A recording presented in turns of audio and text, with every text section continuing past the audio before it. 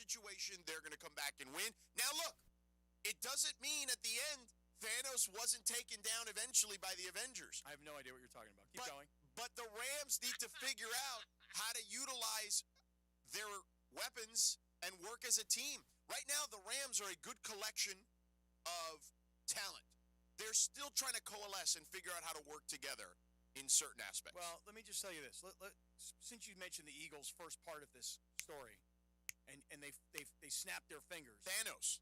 You know how at the beginning of the season, in fact, you really haven't watched any of the Avengers movies? Tell me what movie I should be watching. That the Thanos two Avengers movies. Who are they? Who's or is Thanos? it three Avengers? Tell me Thanos is the bad guy. Okay, so I don't know who the bad. Okay, wait. He's collecting Infinity Stones. What are the names of the movies? What are the names of these movies? I don't remember the specific names. It's What? like they have specific names. Okay, but wait, they're Avengers movies. Okay, It's when all the Infinity War was one of them. Infinity War was one of them. Okay. All right, so they have the Avengers, they have Yeah. the Avengers Age of Ultron, Infinity War, and Endgame. So there was four of them. And Thanos is the bad guy in all four of them? Yeah, Thanos is the bad guy. And what is the comparison then? Thanos is is inevitable. Like basically, once he accumulates these Infinity Stones, right? Yeah. He then there's the music right there. Excellent work. He just becomes too hard to beat. So even the collection of Avengers are struggling to beat him, and then he starts taking them out one by one. So you're down to like the core Avengers. Well, who are they? Well, I mean, Iron Man and Captain America and those guys. Who else? Is there anybody else? There's more people, but just for the sake Aquaman a part of it? No, Aquaman. Aquaman is not part of the Batman. Avengers. Is Batman a part of this? No. Superman? No. No Superman. No, they're not part of the Avengers. Are they part of the NFC or are they the AFC? That's DC Comics. We're talking Marvel. See, AFC, NFC. I don't know what you're talking about. The Rams are who? Are the Avengers. They have to find a way to coalesce and work as a team to take down Thanos, and that's the Eagles. Well, very good comparison, and I'm sure that everybody listening People early who've this seen morning, the movies get it. They get it. Briones, you get it? I get it. Lindsay, you get it? I haven't seen them, but I get it. Damn it. No, you don't get it. Yes, I do. Chris, You don't get it? Because Mason did these movie nights, so I had to see them. Oh, you did? But you get it, I right? get it, yeah. I don't get it. And Bergie was there. Bergie's back there. I don't know what Bergie's doing. He's doing the blue review. He gets it. No, He don't blue get review's over already. It's over? Where is Bryce Bergman not here? I don't know. He's because He went to find you the mic thing. No, it's right here. Oh, I don't know then. Anyway, I don't get it. the kids in the back get it. There's I'm no sure you question. do. Sexy Jexy, if he's around Graham, they all get it. I'm the old guy, and I don't Bergman get gets it. Bergman, do you Bergman's understand back. Thanos? Do you know who Thanos is? Of course. Yeah, You do. the Who is he? Eagles are Thanos. Yeah. They are inevitable. They are inevitable. And the Rams are... say E-L-E-S, Eagles! That's funny still. So the Rams, they're this collection of talent. They're still trying to figure it out how to work as a team like the Avengers. It took them 4 movies. All I know is this: is every time you say Thanos, I think you have a lisp and you're talking about the owners of the Chargers. And Greg did it too. He snapped his fingers. He knows. That's what Thanos does. He snaps his finger. Everything goes to crap. Well, let me tell you something. I tell you, Sedano is half the population disappears. Yeah. Cap. I'm just going to tell you, we had a nice ride in this morning. We did. Sedano is bringing it here. He is. You're right here. Well, we need to step up and match Sedano's energy. No, for me, there's no Thanos talk because, like I said, I thought Sedano had a lisp and he was talking about the owner of the Chargers, Spanos, and I thought you were talking Thanos. You think about Thanos, the owners of the Chargers. Okay, listen. Let me start off by saying this though about what you're just saying about the Eagles being the best. Oh my God, they're just too good. But Jalen Hurts. Let's just talk about this for a quick second. Remember the preseason quarterback rankings, and Jalen Hurts was like number 9 on the list. Yeah, and I told you at the time it was dumb. And people are like, it doesn't make sense that this guy won the Super Bowl last year. And then last week, when the Chiefs were playing the Eagles, and there's that Chris Jones at the end of the game where Jones is looking across the line of scrimmage, and he goes, "Yeah, bro, we held you to under 100 yards passing." And Hurts is like, "What does that matter, bro? Look at the scoreboard." He said, "A bleeping game, so shut the bleep up." Right. So the thing is this: the beauty of Jalen Hurts is if you just love guys who compete, and I do. Jalen Hurts, the beauty of him is he can beat you in so many ways. Yeah. And what happened yesterday in the second half? Because I remember tweeting at the end of the first half, the Rams are doing everything that we asked them to do. Shut down Saquon Barkley. He had 46 yards He rushing. did nothing dude. in that game. 46 yards. Yeah. His longest run was 12 yards. Yeah, it was crazy. And even in the passing game, Saquon Barkley had 4 receptions for 9 yards. The Rams defense said, we're shutting down Saquon Barkley, George, and we're going to challenge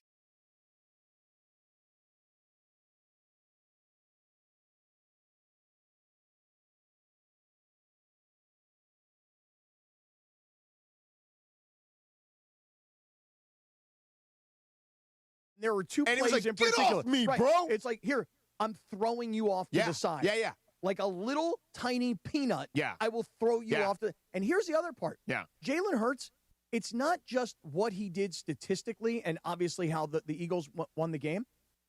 Jalen Hurts took 2 shots in this game.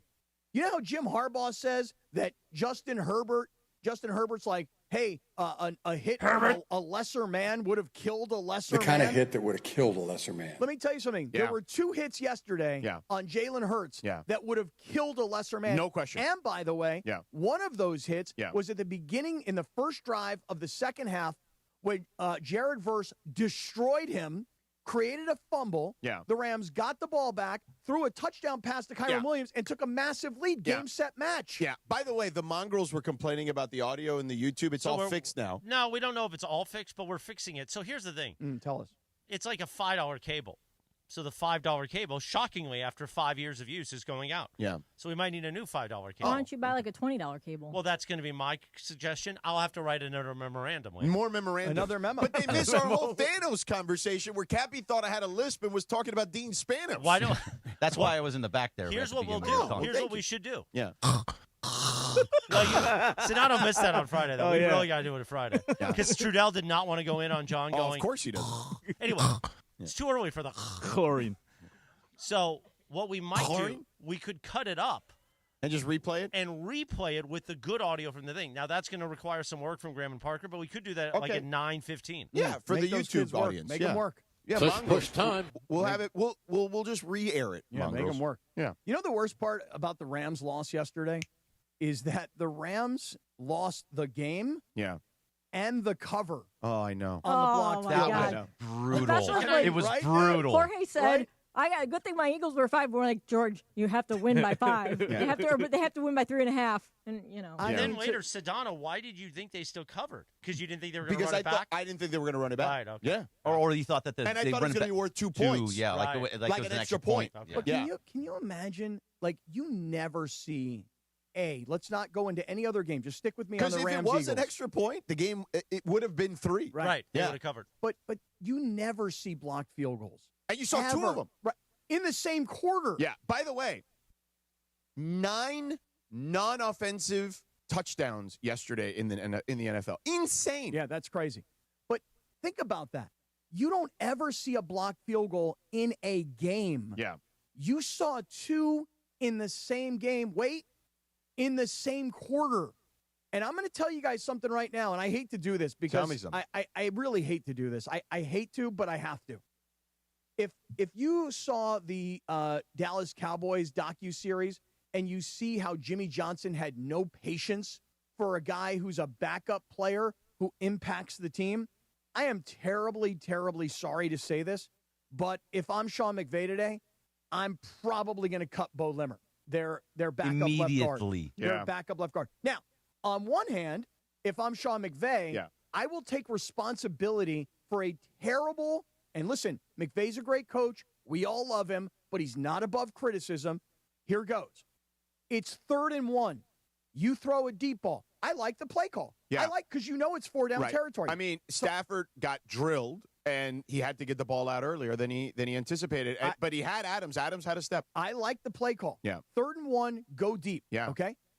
On 4th and 1, you got to go. You got to go, but you can't run it on the right side. You can't run it behind a guy who just came into the game as a backup player. Yeah. Now you Well, may Greg think, Olsen immediately went in that direction. right, but you may think I'm going to outsmart those guys Yeah. because they're not going to think that I'm going to run the ball not here or not Right. on the right side of the offensive line. Yeah. And guess what? Trying to outsmart somebody, you got caught. You should have tried to outsmart them by doing whatever is your best play, and that was not the Rams' best play. So there's a lot of criticism to go around. Yeah, I you know? don't think there's any question. But listen, it was the Eagles are the best roster. The Eagles are the defending champs. And the Eagles are Thanos. The Rams are going to have to coalesce, figure it out. They're going to have to figure out how to play as a team and beat that team because this thing is not going to be easy.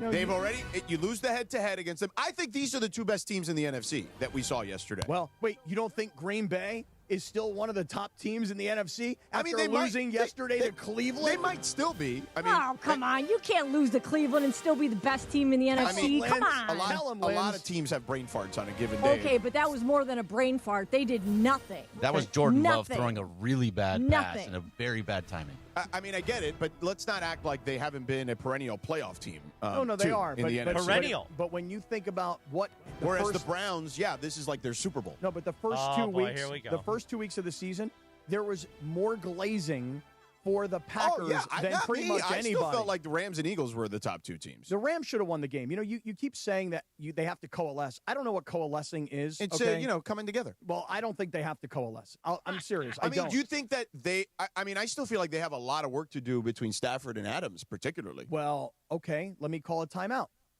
The first field goal that got blocked. Okay, the first one. There were two in the fourth quarter. By the way, you want to know the last time the Eagles blocked 2 field goals in a game? My guess would be never. No, it's happened once. Yeah, tell me. 50 years to the day. No September 21st, 1975 against the Giants. Get out of here. Insane. Wow. Do you have any idea, by the way, if they blocked the 2 field goals in the same quarter, just as a side note? I will check you blocked right now. 2 field goals in the same quarter. Now, let's just back up for 1 second because you mentioned that there's still work that has to be done. Not in the same quarter. Okay. You mentioned that there's work that has to be done between Stafford and Davante Adams. Yeah. So Davante Adams made a brilliant touchdown catch earlier in the game. He was great. Which, by the way, should have been an offensive pass interference penalty, but we'll take it, right? You got a little and listen, the Eagles got their reply because they also should have had an offensive pass interference penalty for a touchdown. Yeah, and by the way, the referees, while I didn't love all their calls, I thought they were a little nitpicky. They were consistent on both sides. When they got the personal foul on one side, they eventually got the one on the other side too. And listen. Yeah, but the taunting call was ridiculous. They had 2 taunting calls. They made a makeup call for a taunting, but they were both ridiculous. The Puka one was stupid. Yeah, I don't agree with you guys. If we're being honest. You don't agree with I don't agree with you guys. He was not taunting the guy. No, it's not about you taunting the guy. You can't flip the ball now? He didn't flip the ball. He spun the ball. You can. Okay, but come on. But listen, Puka, be smarter. I'm going to throw a football at you. You can't flex. Listen, I'm not saying that if I had those guns, wrong. I'd flex. I'm not saying flexing. By the way, Davante's guns too, man. Yeah, they show that promo picture of him, man. Yeah. Doesn't help catch balls. But let me just tell you something. Ooh. Whoa. It's just Raider fan talking. Maybe a little. I should bring in a command. We got to order a commander's flag. Yeah. Oh, wow. Really? Yeah. Go ahead. Finish your point. Spinning the ball like that in the middle. It's one thing in the end zone. Spinning it in the middle of the field and flexing. Seriously, in this year's NFL, where the referees are so uptight about this kind of stuff, but you got to know better. It is technically not against the rules. But anyway, Cappy. Oh, really? They have it in the rules? Flexing is okay? It actually says that? As long as it's not directed specifically at a player. But that's asking a referee to be subjective. I agree. And I wouldn't put that into a referee's hands. All right. I'm with you. But I want to just say this. We'll come back. We're not going anywhere. No, I know. But when we come back from we're not going anywhere. We're just going to do a read and then do more content. When we come back from the read, yes. I want to mention something about Davante because it was. Write it down. No, I got this one right here. Can we just do the read got first? It right here. We don't have to sell when we're only taking a minute time out. He's got more on Davante. That's right, I do. Go ahead. Let's talk about prize picks. Yeah. Oh, let's talk about seller's advantage. Let's talk about seller's advantage, brother. How about that? Yeah. Okay, Yeah. I'll talk seller's advantage, prize picks. You name it, I'll talk it. I don't care. Let's go. I don't give a rat's ass. I'll talk about all of it. Yeah. Hey, listen, everybody out there who's contemplating selling your home. Yeah. You go hire an agent. You're going to give them a big commission. They tell you to go spend a ton of money, something you don't want to do. And then it's going to take a lot of time to sell your home in today's environment because the power today has been more with the buyer than with the seller, which is why if you look in your neighborhood, for sale signs are staying up for longer because the seller has now reduced the price. Okay, fine, I'll sell it. Don't waste your time and don't waste your money by calling an agent. You call Seller's Advantage. 888-390-AS-IS, 888-390-AS-IS. They'll buy your house with cash as is. Don't paint. Don't fix up the garage. Don't fix up the landscaping. Don't spend a penny. We will buy your house as is. And we will come to your house. We'll look around. And we will give you a free, no obligation cash offer pretty much immediately. Oh, and here's a little bit more sugar on top. Let's say you don't have a lot of cash right now because a lot of it is wrapped up in your house. They'll give you $20,000 to let's go. Let's move here. Let's go. You need cash? We'll give you cash too. So call Sellers Advantage, 888-390-AS-IS, 888-390-AS-IS, 888-390-2747. You can read all the reviews. They've taken care of sellers for years in Southern California, and they're here to help and make it fast. SellersAdvantage.com. Yeah. So, Cappy, what were you going to say about Devontae? So here's the thing about Davante Adams. He's a great player.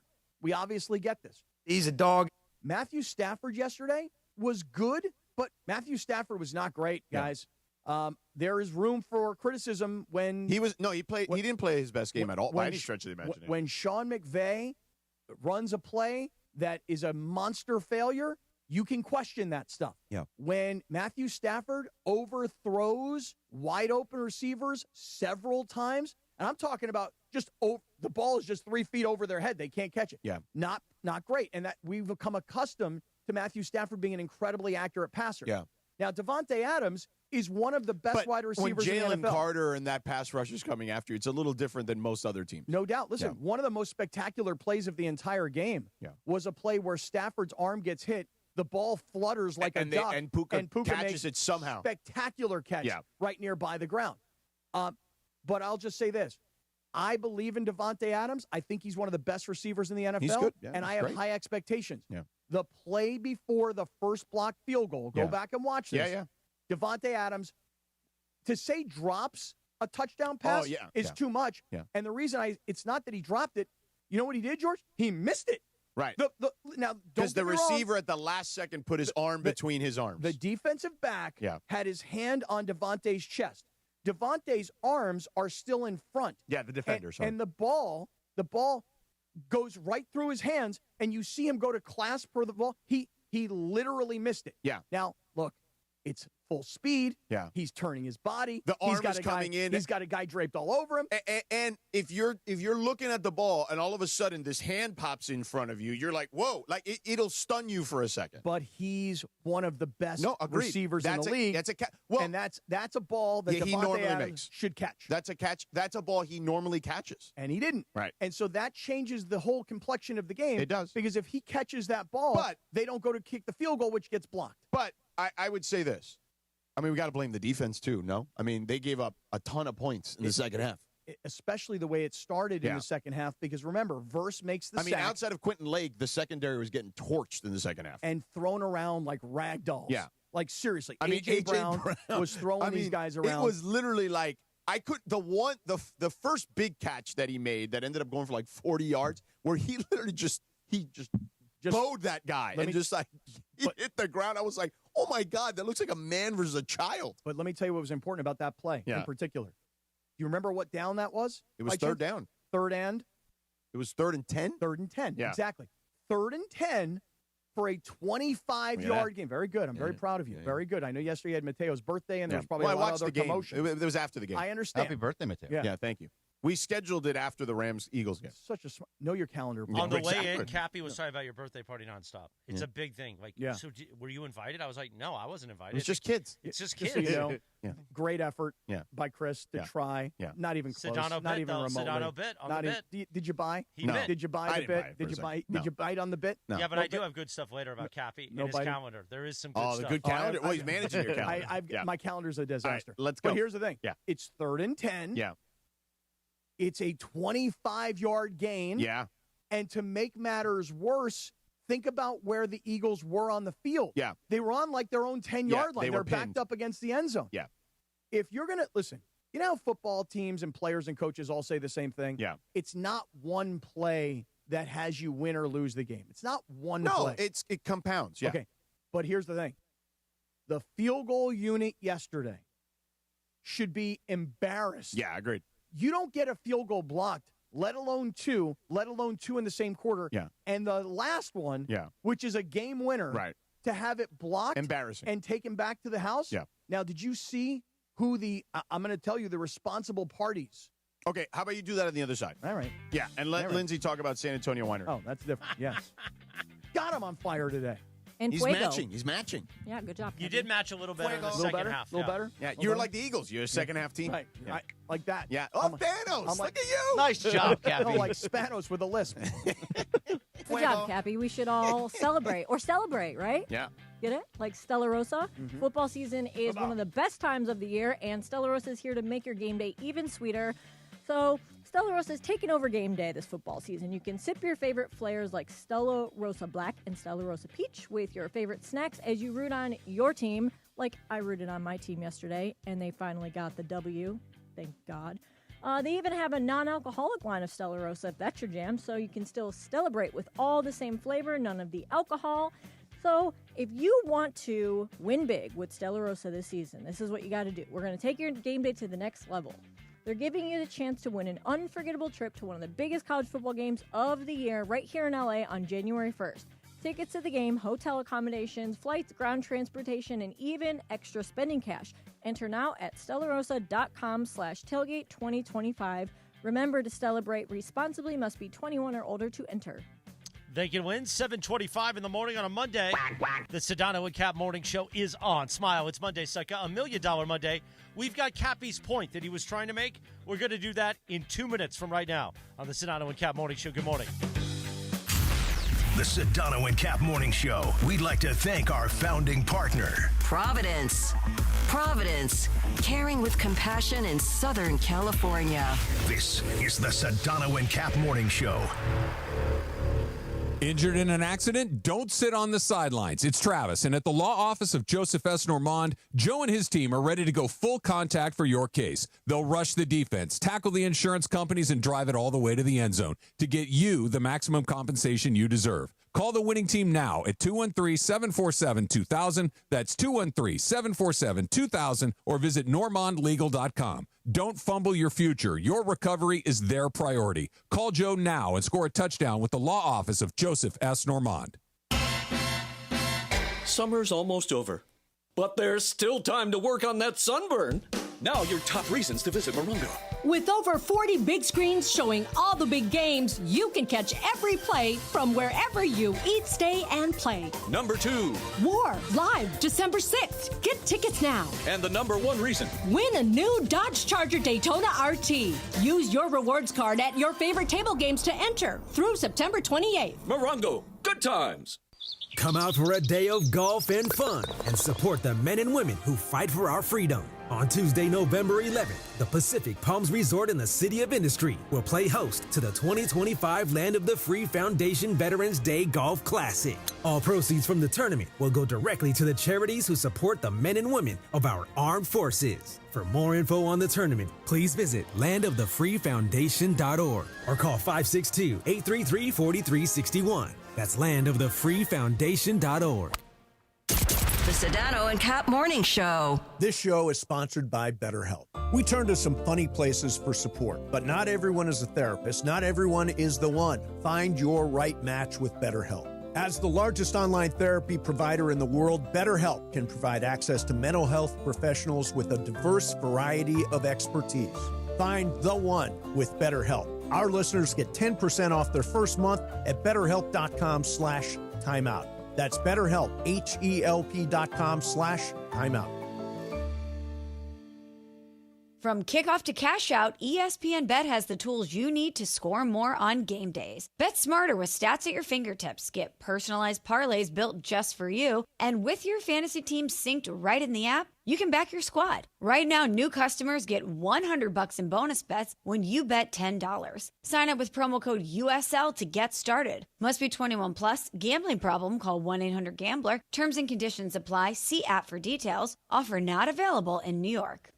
Now that I'm a dad, I can't stop thinking about what would happen to my kids if something happened to me. Like losing the house or not affording college. Yeah, that used to keep me up at night too.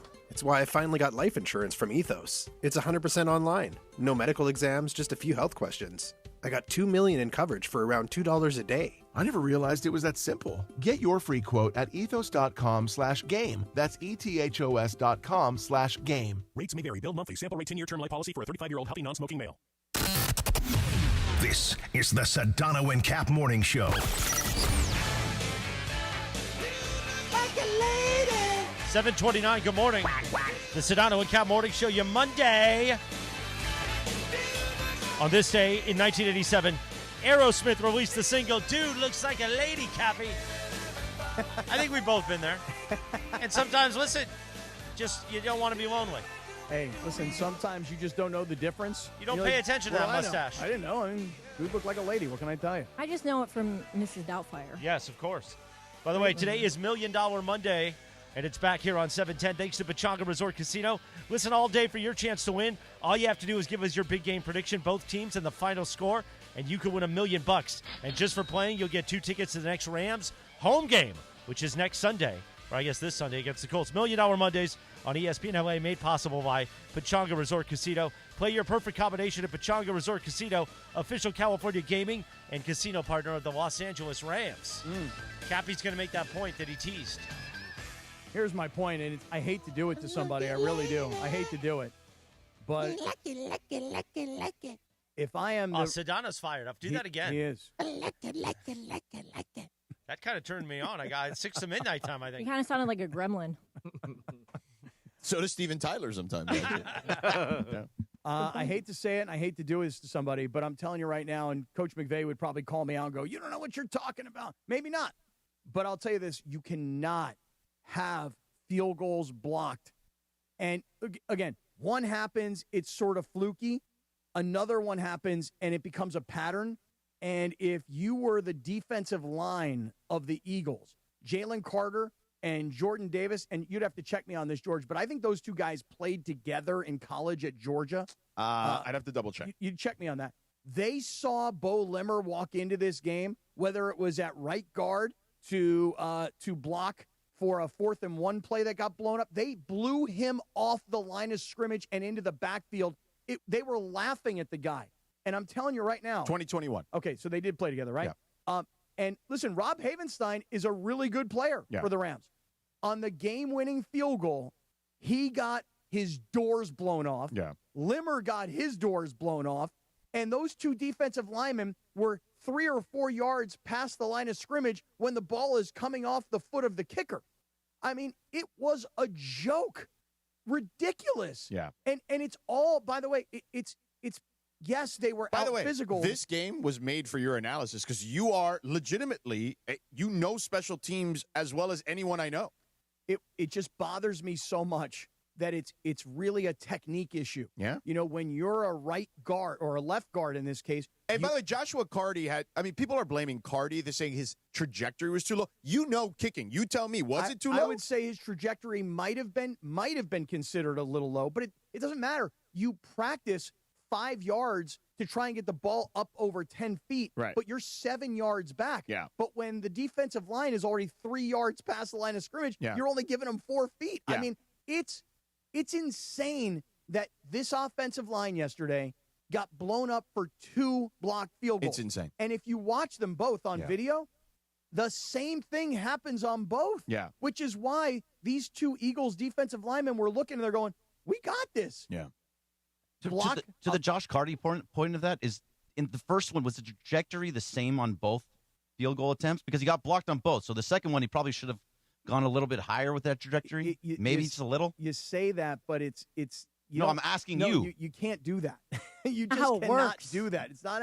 You don't go, hey, you know what? I got to pop it up higher. Right. It doesn't work that way. I'm going to make the launch angle higher. You still have to hit it a certain way to get the distance. Yeah. I mean, listen, I'm usually one to blame the kicker. If the kick is low, that is on the kicker. Yeah. But if the offensive line gets blown up and the defensive line is already 3 or 4 yards past the line of scrimmage, and then they jump up and they're 10 feet in the air, you're not making those field goals. And just by the way, remember my philosophy, which not everybody subscribes to. Yeah. When you're on the road, never kick field goals that are shorter than extra points. Yeah. An extra point is 32 yards. And they did that in the first half. They kicked a short one that was 25 or 30 yards, whatever, and they kicked the second one that was 33 yards. And I'm screaming, going, go for it. Yeah.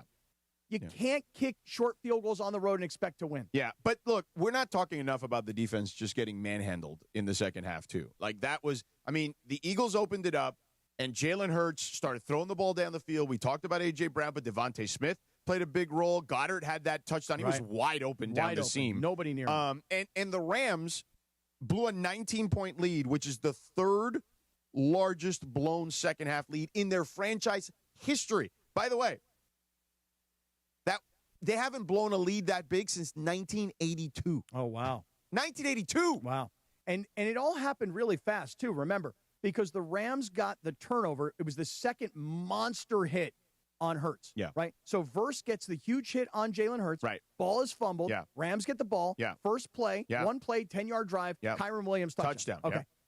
Then you figure that the Eagles are reeling at this point, right? Yeah. They're down huge. It's 26-7. And then they started throwing it. And George. They let it rip. 5 plays. Yeah. 79 yards. Yeah. 2 minutes and 28 seconds. Yeah. That was the Goddard touchdown. And at 26-14, guess what? It's a game. It is a game. Yeah. Because when the Rams got the ball back, 4 plays, 20 yards, punt. Yeah. So now you're like, okay, well, we have a 2-score lead. Punt. What happens? Philadelphia Scores again. 13 plays. Yeah. 87 yards. That's the A.J. Brown drive. Yeah. 6 minutes and 27 seconds. Yeah. And it's now a 26-21 game. Yeah. And Philadelphia is back in That's this it. game. The crowd has come back to life. Yeah. Yeah. Everything's different at that point. Yeah. And again, the Rams offense, you talk about the Rams defense giving up all these points. But again, remember, touchdown for the Rams on the first possession. No, they did not play, to use the phrase that coaches like to use, which is it's a fair assessment.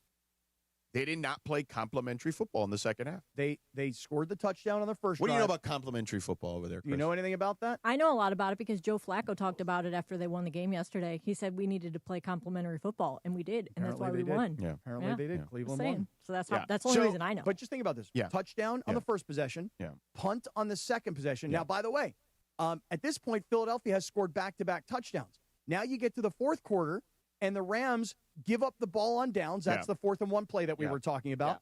Yeah. And then the Eagles come right back, and they give the ball back on downs. I know. It's crazy. And so the Rams have an opportunity to take an 8-point or 9-point lead at the 8-point lead, 29-21, and they get the field goal block. Yeah.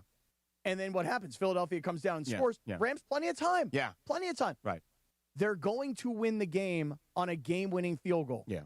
And it gets blocked again. It's crazy. And even if it had just gotten blocked, I could live with just getting blocked because at this point the Rams cover. Yeah. But getting it blocked and having it taken back to the house. Yeah. And blow the cover. They blow the win and the cover at the same time. Because at least you missed the field goal, whatever. You missed the field goal, you still cover. By the way, the Eagles are the first favorite of at least 3.5 points this century to cover the spread in regulation after trailing by at least 5 points at the 2-minute warning. Unbelievable. I mean, it has not happened. It has not happened in this century. So here's the thing. You started the show today by saying how great Philadelphia is. They've got a great roster. They are. They know how to win. They're the defending champs. They got a great home field advantage. Everything you're saying is absolutely true. But here's what also is true. The freaking Rams should have won the game. They did. They had numerous opportunities to win the game, and they just blew it. There was, I would say, a play here, a play there. We could probably point to, and we have over 37 minutes, how many plays have we gone over? Individual plays that could have changed the trajectory of that game, whether it was the kicks, whether it was the drop passes, whether it was, Pick up 3rd and 10. Not converting on a 4th and 1 or a 3rd and 10. Right. We probably have named like 6 or 7 opportunities where they could have won that game. And it's why I'll tell you, they are the 2 best teams in the NFC. And I think this isn't the last we've seen of the Eagles this season. Problem is, Captain, the next time we see the Eagles, hold on real quick. It'll be there. The next time we see it'll the be Eagles, there again. It'll be snowing. It'll be there. When you hear the music, just let him tease. Do Hernandez wholesale flooring, then I want Cappy's point. You hear that? He wants my point. I know. Kind of like I want Hernandez wholesale floorings, hardwood. They got hardwood over there. They do have hardwood. Very hard. Yeah. Very hard. Yeah. The wood is hard. Very. Yeah. I mean, listen, the Rams were laying the wood early, and then they got the wood laid on them That's afterwards. Right. That's exactly right. Listen, some people are into that. Everybody does it. And if you need flooring for your home rental or ADU, call the Hernandez brothers, man. Hernandez Wholesale Flooring, Crazy Hernandez Brothers, 866-62 Floor, legitimately family run. You get the authentic old school TLC. Papi Hernandez started it 57 years ago. The Crazy Hernandez brothers are there. Okay, mom, aunts, uncles, nephews, nieces, cousins, sisters, brothers, you name it. Sons, daughters even, too. No bogus sales, no gimmicks, just the best price from the start. And that's why I say it, and I mean it. No sale beats wholesale, homeboy. So whether it is that hardwood, the laminate, the tile, the vinyl, the carpet, you name it, they got it. Over 5 million square feet of in-stock inventory, 2 locations, the OG in Commerce, Santa Ana in Orange County. You can see it, touch it, take it home with you on the same day. And that's huge, especially when trying to finish a project fast. It's why designers, contractors, builders all shop here. They know the Crazy Hernandez brothers are always going to take care of you. And you can get taken care of, too, by the Crazy Hernandez brothers. Just call them at 866-62-FLOOR. First responders, active military, veterans, all receive additional discounts on top of the already low prices. And if you find a better price, which I doubt, okay, Hernandez will match it, no questions asked. All you got to do is call 866-62-FLOOR, ask for Steven or Carlos, the Crazy Hernandez brothers, and tell them, hey, Steven, this is my square footage. This is what this place is going to charge me. What can you do? They'll match it, no questions asked. So head down to Hernandez Wholesale Flooring. Call them 866-62-FLOOR, 866-62-FLOOR. No games, no gimmicks, just the best price in town year-round, because no sale beats wholesale, homeboy. Check them out on the web, HernandezWholesaleFlooring.net. That's HernandezWholesaleFlooring.net, or call them at 866-62-FLOOR. All right, Cappy, make the point now. I forgot what I was going to say. Oh, you're supposed to write it down. I'm joking. Hey, look, here's the thing. Yeah. We can sit here today and we can talk about how good Philadelphia is, and they are. And Jalen Hurts is a guy who honestly deserves a lot more respect than he gets. Dude, he's a beast. He's a winner. Because in the end. And that sounds cliche, but he is. No, he just is. It's true. He doesn't care about stats. Right. And yesterday, you know what he did? What did he do? When he had to, he compiled the stats. So if you care because you're a fantasy player and you somehow got Jalen Hurts, who's not a top-notch fantasy scoring type quarterback, I guess. Screwed me, that's for sure. But, I mean, listen, 21 of 32. By the way, I have A.J. Brown and Devontae Adams. I have, so do I. Yeah. No, I have Devonta Smith and Devontae Adams. Oh. The guy that I was playing had Jalen Hurts and Brown. Oh. Yeah, wow. A.J. Brown. Yeah, that's tough with the connection. That was killer. Yeah, Jalen Hurts went 21 of 32, 226 yards, 3 touchdowns, no interceptions. Yeah. And got destroyed twice on 2 hits that would have killed a lesser man. Yeah. By the way, Chris, you want to talk about layers? 41 minutes, same topic, Jack. That's layers. Cappy is locked in today. Yeah, I'm pretty impressive. locked in. Colin Coward style. I'm nice pretty job, locked in. Cappy. Hey, The kind of hit that would have killed a lesser Let's man. step aside because I want to talk about Harbaugh. Step aside. I want to talk about Harbaugh. You owe the Chargers an apology. No, Your Raiders are gutless. That's true. Exactly That's what true.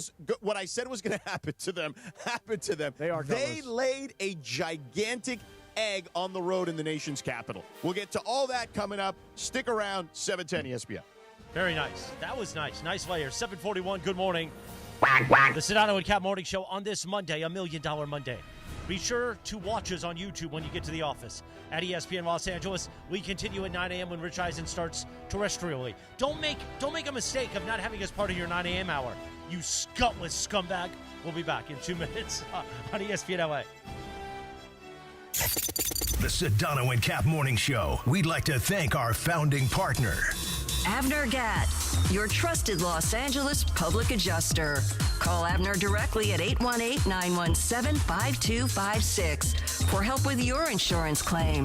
This is the Sedano and Cap Morning Show. Hey guys, Cappy here. When disaster strikes, you need an ally who truly understands your needs. Avner Gatt is here to help you navigate the complexities of insurance claims. Are you feeling abandoned because your home is unlivable and your insurance company isn't cooperating? Or perhaps you're being pressured to use a contractor with poor reviews. You've been loyal to your insurance company for over 20 years, yet now they treat you like an outsider. Avner Gatt knows how to turn the tables. We protect homeowners from the games and fine print that insurance companies are known for, and we cover all of Southern California, ensuring your voice is heard and your home is restored. Visit AvnerGatt.com or call 818-917-5256. Avner and his family personally take your calls with 5-star ratings from Yelp, Google, and the Better Business Bureau. Don't let your insurance company dictate your future. Avner Gatt is here to help. Visit AvnerGatt.com or call 818-917-5256. Avner Gatt, your claim, our game. Everyone knows Earl Hershiser has won numerous awards for his performance on the field. But off the field, he's a great humanitarian, a true friend and partner of mine, and a real bulldog when it comes to business. Baseball taught me to work hard and respect people. Rotolo Chevrolet does both, and that's why I joined the team. Rotolo Chevrolet has been Dealer of the Year for 12 straight years. Like Earl, we know something about winning. I believe they call that a dynasty. Come see what the fun is all about at Rotolo Chevrolet. The Sedano and Kap Morning Show. Hey, it's Chris Morales. You know, we joke around a lot that I almost died, which I almost did. I had severe heart failure. That's when I went to a Providence hospital in the emergency room. And here's the thing about heart care. It begins with trust. That's why Providence takes the time to listen, understand, and earn yours before making any decision about your care. For me, if it wasn't for Dr. Cobb and Katie Cornella at St. Joe's in Orange, they made me trust them and they made me know. And my health and my life were going to be even better once I got out of the hospital. Providence, caring with compassion in Southern California. Do you owe $10,000 or more in credit card debt or personal loans? With credit card debt at all-time highs, Debt Relief Advocates is urgently notifying consumers of debt relief now being made available, designed to aid consumers with out-of-control credit card debt. Those who qualify and enroll for this relief program will only have to pay back a fraction of what they owe. This is not bankruptcy or a debt consolidation loan. This is a relief program that credit card companies would rather you not know about, as it ends your debt nightmare and saves you lots of money. Consumers owing at least $10,000 in credit card debt or personal loans can now take advantage of this debt relief as the cost of living skyrockets. Debt Relief Advocates has established a relief hotline for you to call to learn what debt reduction you may qualify for, so don't wait. For this free information, call the Relief Hotline at 800-606-8737. 800-606-8737. 800-606-8737. Hey, this is Rich Eisen. You're starting your day with the Sedano and Kap Morning Show on ESPN LA. Don't forget my show. The Rich Eisen Show is coming up this morning at 9 on 710 ESPN and the all-new ESPN LA app. Now, back to the Sedano and Kap Morning Show. Good morning. Wow. 7:45. John Waite. On this day in 1984, that's right, Cappy. Yeah. A young man by the name of John Waite had the #1 hit. Missing You. It was called Missing You. Yeah. Missing You. Great song. On the Sedano and Kap Morning Show. Oh, Cappy. Oh, we hit it. Yeah, Nice. here we go. Come on. I always catch my breath. Good song. Yeah, very good song. Yeah. Did he ever have any other No. songs? I don't think so. No. This was it. He's a one-hit wonder. Yeah. It's a great song, though. Today is also Elephant Appreciation Day. What? Oh. Really? Un elefante. Oh, it's moving. And today's the first day of fall. Oh, really? Get out of here. I didn't know that. I did not know. I did not know that. Yeah. I'm a little When did the upset clock about change? that. It's autumnal equinox, as Oh, they really? call it, I believe. Yeah, When I'm you say upset. autumnal? When do we go Yeah. back to the clocks changing where it gets dark at 3 o'clock in the November. afternoon? Next week? November. Oh, vey. just kidding. God, I can't stand that time. Right after Halloween, usually. November really? 2nd or 3rd one. Really? By the way, while we wait for the post, let me get this liner in. Come Join on. Travis Rogers, Sue Cravens, and me this Sunday at the ESPN LA Rams postgame show live from Hollywood Park Casino. By missing you at all. You can win signed memorabilia, Missing tickets to an you. ESPN LA event, and enter to win a brand new Since Pedigo. you've been gone. Is that what they call it? A Pedigo e-bike. Oh, wait. Oh, those are fun. Must be 21 or older. Hollywood Park Casino, LA's hottest card room, and the place to party and play 24/7. By the way, autumnal equinox officially starts at 11:19 a.m. Pacific time. Oh, so it's not fall yet. Technically. Starts at 11:19. 11:19 during the Rich Eisen show. Yes. Did you know that John Waite is not considered a one-hit wonder? Really? No? Do you have Because another song? He also had hits with the bands The Babies and Oh, Bad English. But not as a A solo solo. act. No. well, Yeah, that's he what has- they say. He has 4 singles in the U.S. main top 10. Who's the baby? Tears, Every I don't know Step the of the Way. I've never heard I don't of These remember Times When Are I Hard for Lovers. see you smile. He Oh, did that one, yeah. Oh, that's a good song. Then. Yeah, there you go. So he's not a one-hit wonder. Maybe we'll do a John Wade Monday, everybody. No, we Oh, won't. we're going to hit another post. Here we go. Missing you. Since you've been gone. Cappy. Away. Yeah. My proudest moment. I enjoyed posting on Twitter the Commander's flag after Yeah. that game went final, but I was waiting. I had it ready when I was going to post the hacksaw picture Oh, you got as me. it went final, and I said, Cappy, show it to me. Show, hey, Otani. Anyway, and it was the lightning bolt emoji. Yeah. Oh, show me that lightning bolt, Cappy. I was so happy yesterday that it was George's son's birthday. We were watching the game. Because- We had one of the TVs on the Chargers game. You may have been watching the game, Yeah. but you didn't have your phone nearby. Because let me tell you something. My phone would have been buzzing with lightning bolts had you been really, really interested. No, I was busy. I was entertaining that's what I'm saying. guests. I'm glad. I'm very glad, by the lightning way. bolts, by the way, Cappy, drive me insane. Oh, I know.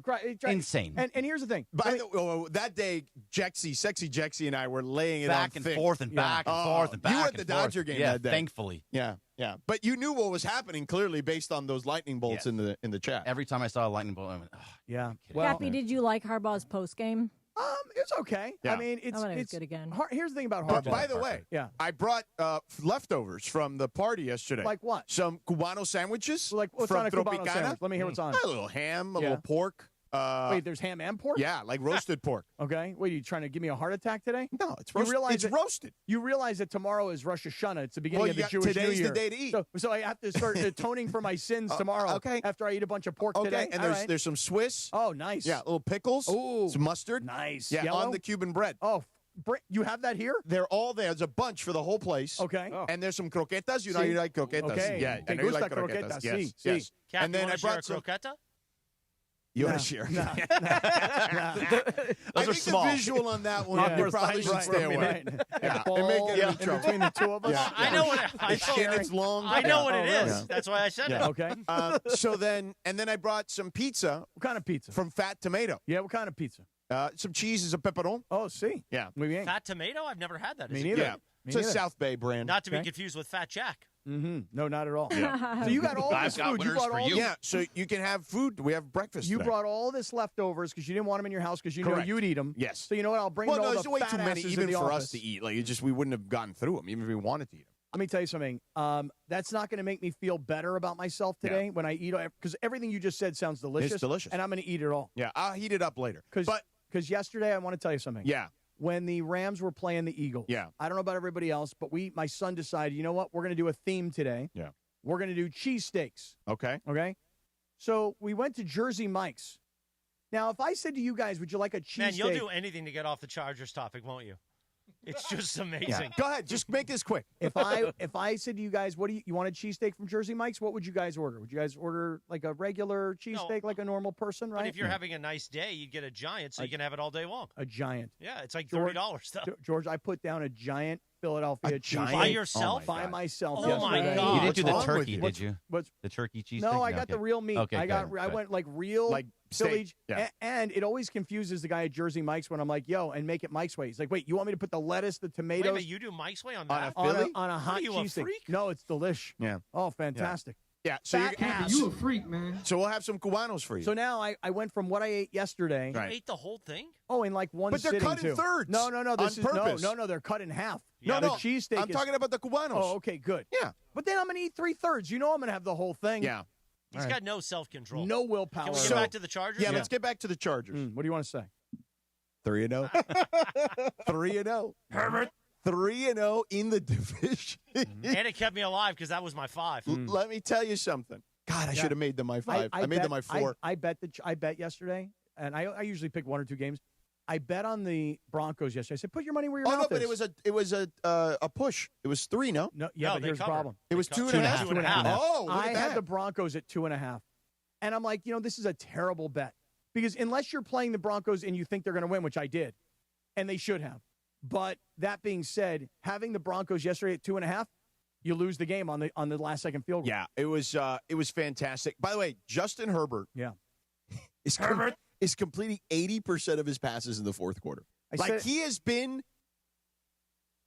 him and Lamar Jackson in the fourth quarter are the 2 best quarterbacks in the NFL through 3 games. I said it last night Well, on 2 Twitter. games for Lamar. I said it on Twitter last night, and I said I have to admit, as an observer, not as a hater, I have to admit, Justin Herbert is incredible. The play he makes yesterday, rolling to his left, defender wrapped all over him, defender trying to swipe his arm. Again, he's rolling to his left, which is hard enough if he's on his own. But having a defender in his face trying to swipe the ball from his arm, making a perfect throw to Keenan Allen, even I, the card-carrying president of the Charger Hater Club, even I have to admit how great Justin Herbert is. I acknowledge it. But I will maintain this. I'll hold on to it all season long. Yeah. It will happen. It will happen. Might not happen now, Cappy. It will You're happen. going to have to eat it. And if I do, I'll have to eat it. And the interesting part about this is that Denver brought pressure a ton yesterday. And in the first 3 quarters, it did affect Herbert in a way that we hadn't seen previously. Because remember, the Raiders tried to pressure Herbert some, and they just couldn't get there. They don't have what the Broncos have. They couldn't get there. But they pressured him on nearly 40% of his dropbacks yesterday. And in the first 3 quarters, particularly trying to throw against the pressure, he was 1 of 10. In the fourth quarter, he sliced them and diced them. Yeah, he was against the pressure. He was fantastic. He was great. I mean, listen, say what you want. We've talked about how the Rams and Eagles, I still think they're the 2 best teams in the NFC. The 3 best teams, I think, still are in the AFC are the Bills. Yeah, the Ravens. The Ravens and the Chargers. Yeah, I agree. They're the 3 best teams in the AFC right now. And tonight will be interesting. Because the Chiefs did nothing to make me feel better about them yesterday. No, all they did was get on the winning side of what happened against last a bad night, team. against a terrible New York Giants team. But listen, I tend to agree. I think Buffalo, Baltimore, and the Chargers right now are the 3 best teams. And while I know that on Mondays when the Chargers win, and listen, they've won 3 straight, and as you point out, all division games, I got to take it. I mean, I'm the card-carrying president of the Charger Hater Club. I have to take it. But I'll say this, I will maintain my position that they'll build you up, they'll make you believe, and at some point they will break your heart and bring you back to reality. Maybe. I don't know. Listen, you saw yesterday, like the injuries start to mount. This is one of the big things that happens to this team. Yeah. First, it was Khalil Mack in week 1. Yesterday, Najee Harris. Here's a guy who blew out his eye in the preseason with fireworks. Yeah. And yesterday he blows out his Achilles. So it just, I will maintain my position, George, and you will have fun taunting me in the interim. I will maintain my position. At some point, they fall apart. And by the way, Jim Harbaugh, again, I'll be honest about it, not hateful about it. An incredible leader of men. That's what Jim Harbaugh is. That's what Jim Harbaugh has always been. He was that as a player. He was as a player, Jim Harbaugh was a leader. And at every level of coaching, Jim Harbaugh has been a great leader of men. Sean Payton falls to 1-5 all time against Jim Harbaugh, including the playoffs. The worst record versus any head coach that he's ever faced. Jim Harbaugh owns Sean Payton.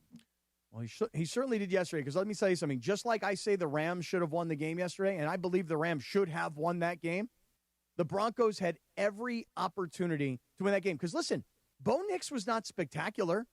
Bo Nix, if you didn't see the game and you looked up today in the box score, you go, really? That's it? Yeah, but that's because the Chargers have done a good job, man. They had 5 sacks yesterday. The Chargers had 5 sacks? Yeah. I thought they had 2 sacks. It says here, I'm sorry. You're right. It was the Broncos who had 5 sacks yesterday. Yeah. Oh, wow. Cappy got you on that. No, he's right. I looked at the wrong side. Here, listen, let me give you another example. J.K. Dobbins, who last year played for the Chargers, this year moved to the Broncos. Right. 11 carries for 83 yards. My man was averaging almost 8 yards per carry. I mean, so the running game was working. The receiving game, Cortland Sutton had a pretty nice game at almost 20 yards per carry or per reception. And Bo Nix did very little in this game. And yet the Broncos made a big comeback because they were down 10-0. They scored that touchdown before the end of the first half. Yeah. And then they took control in the second half, and the Chargers just battled their way back. I got to give them credit, as much as it pains me to say that. But again, just wait, everybody. Oh, here we go. Just wait. There we go. Cappy, tell us about our friends at Ocean Subaru, please. Oh, I would love to. As a matter of fact, you're going to love this. Real quick, Raider fan, we're coming after you next. Oh, by the way, Sean Payton may be old, but he ain't Werther's original Pete Carroll old. And, Raider fan, what can I do to defend you? Go ahead. Let me tell you something right now.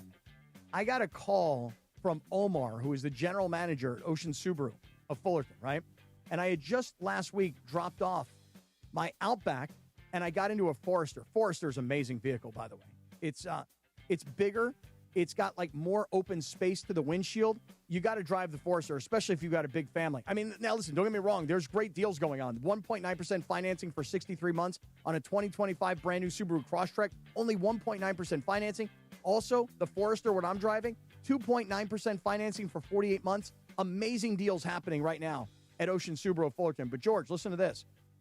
We have a listener by the name of Mr. Galvan, Senor Galvan, who went to see Omar at Ocean Subaru on Saturday, bought a brand new Subaru from Omar, and said it's because he loves the Sedano and Kap morning show, and he was inspired to come to Ocean Subaru Fullerton and get into a brand new Subaru. Thank you, Mr. Galvan, and shout out to Omar, his entire staff at Ocean Subaru Fullerton. OceanSubaruOC.com. It's OceanSubaruOC.com. Come visit us. We're right there on Euclid Street in Fullerton. You can't miss us. Huge selection of brand new and certified pre-owned Subarus. We'll get you into the right one for you and your family at the right price. Take a drive over to Ocean Subaru and save today. Thank you, Cappy. 7:59. Good morning. Happy Monday. By the way, the morning roll call. I want a Raider fan to have the guts. Don't be gutless, Raider fans. 877-710-ESPN. Morning roll call coming up in 3 minutes. It is 8 o'clock at KSPN Los Angeles. A good Karma Brands radio station. Smile. It's Monday. Jack, the Sedano and Kap Morning Show. Back in 3 minutes on ESPN LA. The Sedano and Kap Morning Show. We'd like to thank our founding partner, East Central Hotel, the official downtown home away from home for Cappy and Morales. EastCentralHotel.com. This is the Sedano and Kap Morning Show. Injured in an accident? Don't sit on the sidelines. It's Travis, and at the law office of Joseph S. Normand, Joe and his team are ready to go full contact for your case. They'll rush the defense, tackle the insurance companies, and drive it all the way to the end zone to get you the maximum compensation you deserve. Call the winning team now at 213-747-2000. That's 213-747-2000, or visit normandlegal.com. Don't fumble your future. Your recovery is their priority. Call Joe now and score a touchdown with the law office of Joseph S. Normand. John Ireland for Blue Ice, the finest potato vodka sourced from Idaho and pure Snake River Aquafire water. Find classic Blue Ice vodka or any of their unique flavors in stores or ask for it by name. Blue Ice vodka, because taste is everything. With America's best lineup of hybrids from Hyundai, you get the best of both worlds. Like the stylish yet capable Santa Fe Hybrid, backed by America's best warranty. The Hyundai Santa Fe Hybrid. It's the best of both worlds. Get 0% APR on the 2025 Hyundai Santa Fe and Santa Fe Hybrid, or $2,750 bonus cash. See your SoCal Hyundai dealer. Offers end September 30th. Call 714-568-7676 for details. Corazon. Legends of Hip Hop, Public Enemy, are coming to the Special Event Center at Fantasy Springs Resort Casino on Friday, November 14th.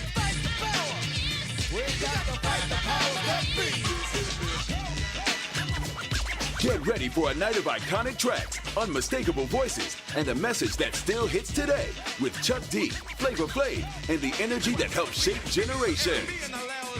From Fight the Power to Bring the Noise, it's everything you remember and more.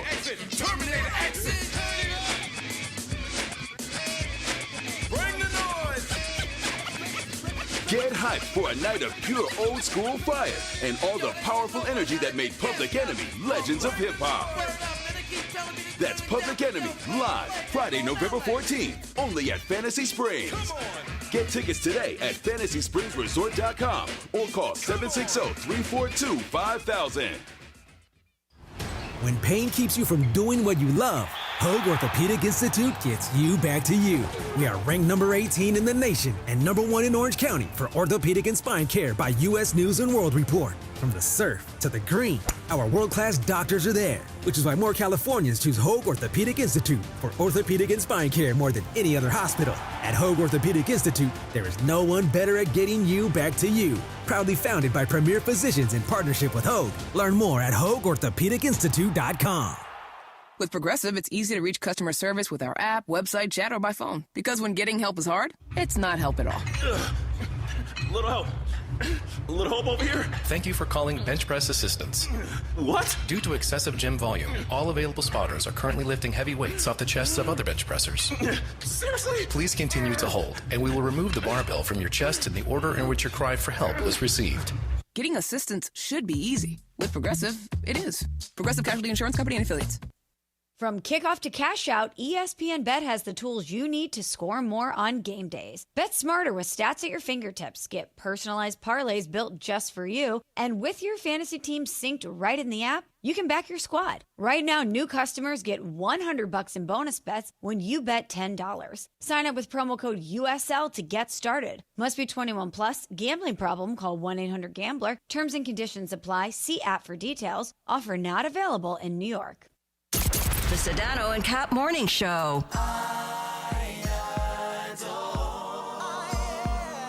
8:03, good morning. Sedano and Kap morning show on this Monday. Color me bad, Cappy. On this day in 1991, the number one hit, Cover Me Bad. I adore me amor, Cappy. Yeah, we talked about one-hit wonders earlier. Are these guys they're are two-hit wonders? No, they got like 3-4 hits. They do. So there were 3 or 4. They hit were wonders. like, couple And they hits. were. Do you remember the episode where they came on 90210? Yeah. They had the one guy who looked like he was like a George Michael lookalike. And he had the stripes in his hair. Yeah, I kind of thought he looked more like Vanilla Ice. I thought he had a bad guy, Cappy. I thought he had a George Michael Don't be bashing Cover Me Bad. Well, because he had the beard. Vanilla Ice is great. He had the George Michael beard. These guys could sing. Listen to them sing. Here we go. Here we go.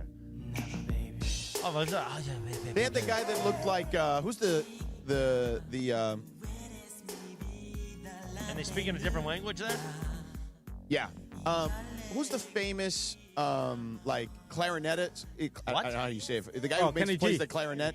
Kenny G. Kenny G. They have That's a guy saxophone. Saxophone. He's blowing sax. Well, he does a lot of the different horn instruments. Yeah. Not horns. No, horns are different because there's brass. Right. And then there's Winwood. Listen, you got to find a guy who can blow different horns. Yeah? Yeah. They have one guy. One of the guys looks like Kenny G. All right, let's do the roll call so we can get back to stuff. Oh, hold on. I got to switch things. Beds here. Hold on one second. Take heed because I'm Time a for the lyrical morning poet, roll by call. the way. What? You heard me. I said take heed. Because we still have SC to Because I'm a get lyrical poet. Morning roll call time. Who's it brought to you by, Sean? Morongo Casino Resort and Spa. Good times. Less than 90 minutes from wherever you are. Jason in Downey is a gutless Raiders fan, but you know what? He's got guts because he called in. Good morning, Jason. Good morning, guys. So I'm going to say this. True Raider fans know this was bound to happen, and 2 reasons why. Number one, when I saw that Daniels was out, there's just something about the Raiders and backup quarterbacks that they're absolutely awful. And number two, you had people looking at this schedule, JT the Brick, where it said, a Daniels less Commanders, they should win. They're playing the Bears next week. They're awful. Look what they did to the Cowboys. And then they're going to play Tennessee. That's a 3-game winning streak. We knew what was going to happen. So your words, you can do whatever you want. I'm used to this, guys. I'm used to this. Good job, Jason Rackham. Have a great day, sir. Geno Smith! You know, Marcus Mariota yesterday, listen, good. Very, very solid. I don't know that anybody's ever going to say, hey, you know what? We want Marcus Mariota like the Seahawks wanted Sam Darnold, and they paid Sam Darnold starting quarterback money. I don't know that anybody's going to ever do that for Marcus Mariota, but let's not forget, Marcus Mariota was one of the best college football players. He won the Heisman Trophy. Yeah. He was the number 2 overall pick in the draft. He was excellent. And you know what? He's carved out for himself. He's a good backup. A very good career. He's a very as good a backup quarterback I mean, in the league. he's one of those top, like when we talk about like some of the best backup quarterbacks, Garoppolo, whatever, he's in that conversation. Right. I'll tell you who's not in the conversation as of today is that guy Jake Browning in Cincinnati. Yeah. Because they got Although slammed. he played pretty well last year for them. He did. Or 2 years ago. But you were surprised yesterday to see what Minnesota did to Cincinnati. Did you say ham slam? Ham slam. Yeah, we have ham sandwiches now today because of the Cubanos. We can slam those hams. We're going to. With the yellow mustard and the pickles and the Swiss. Yeah. We're Meanwhile, going all Carson in. Wentz played pretty well for Minnesota. Carson Wentz, it's just shocking. Yeah. You know, because you got to remember Carson Wentz, his connection, at least because it was a 1-2 draft, was Jared Goff. Yeah. You know? Yeah. And then so- he got hurt at the Coliseum. Remember, he was like an MVP candidate. Right. And then for got Philadelphia. hurt, busted his knee Right. at the Coliseum against the Rams. And then Nick Foles became a Super Right. Bowl champion, Yeah. and the Philly Changed everything. special was born. Changed everything. Mm-hmm. But the Raiders, I mean, I called this. I literally said, I made it my 3. I should have gone higher. And I said, it would be so Raiders, Bergman, to have Marcus Mariota beat you. Former Raider quarterback. And that's, of course, that's why. And that's exactly what went down. Well, in our group chat, when I was talking up the Raiders after the first week, and you started getting on me through week 1, I said, I only have so much time to be excited about this team. Yeah. And that was exactly true. By the way, in the YouTube chat, Andrew has some good jokes, and it's towards the Raiders, and I hate it, but they're really good. Andrew Lawrence McMillan says, "Did y'all hear the joke that Geno told his receivers? It went over their heads." Oh, And then he said, "What do the Raiders and opossums have in common?" Said both play dead at home and get killed on the road. Those are good jokes. They are no good matter jokes. what, I like against when the you can do Raiders, it. those Yeah. are good jokes. See, the guy who was all mad at us that tells Cappy to eat a fat one, he should have worked out his jokes there. Yeah, Cambone. In the YouTube. Cambone is his name. Yeah. That's right. It's Hey, okay. listen. They'll be good next week because, they got that whole scouting report from Tom Brady on the Bears, right? That's exactly right. By the way, Caleb looked much better with, the fact that they had a running game helped them out a little bit, too. Well, I'm glad you mentioned that because. Well, I'm not done with the Raiders, though. Well, no, let's go back to the Raiders. Yeah. The Raiders, when you look at their running game, okay? I mean, Ashton Genty, still not good. Ashton Genty's not going to be good behind this offensive line. And by the way, Geno Smith, again, you can go back and look at his numbers yesterday. Yeah, the 3 touchdowns are a bit deceiving. Yeah, but no interceptions. Right. And yet my man is running for his life. Yeah, they pressured him game. on 53% of his dropbacks That dude, yesterday. he didn't have one moment of a clean pocket where you're like, hey, I'll sit back here like Justin Herbert and take my time and figure things out. Look, Herbert. The Raiders went on the road week 1. We know what they did. They beat New England. Okay, wow, no big deal. Last week against the Chargers, I'm telling you, I could sit here and legitimately say to you, they had an opportunity here. They didn't take advantage. They had an opportunity here. A better team could have easily taken advantage of opportunities that the Chargers provided the Raiders last week. This week, I can't tell you one thing. In other words, they've gotten progressively worse as the weeks have gone on. And this one, we're only in week 3, and you get annihilated, destroyed. And again, I don't mean to knock Marcus Mariota, but he is a backup quarterback. When a backup quarterback does this to you, the Raiders are not going anywhere this year. I knew that coming into the season. I believe in Pete Carroll. I believe Pete Carroll can change the culture. But all the things I said, good coach, competent quarterback, what should be a young stud running back, maybe one of the best tight ends in the entire NFL, all those things can be true. Here's one other truth. Zero offensive line. Zero. Nothing.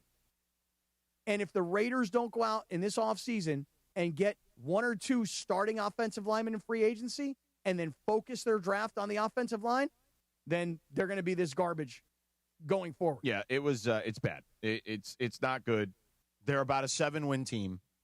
Hope you're right.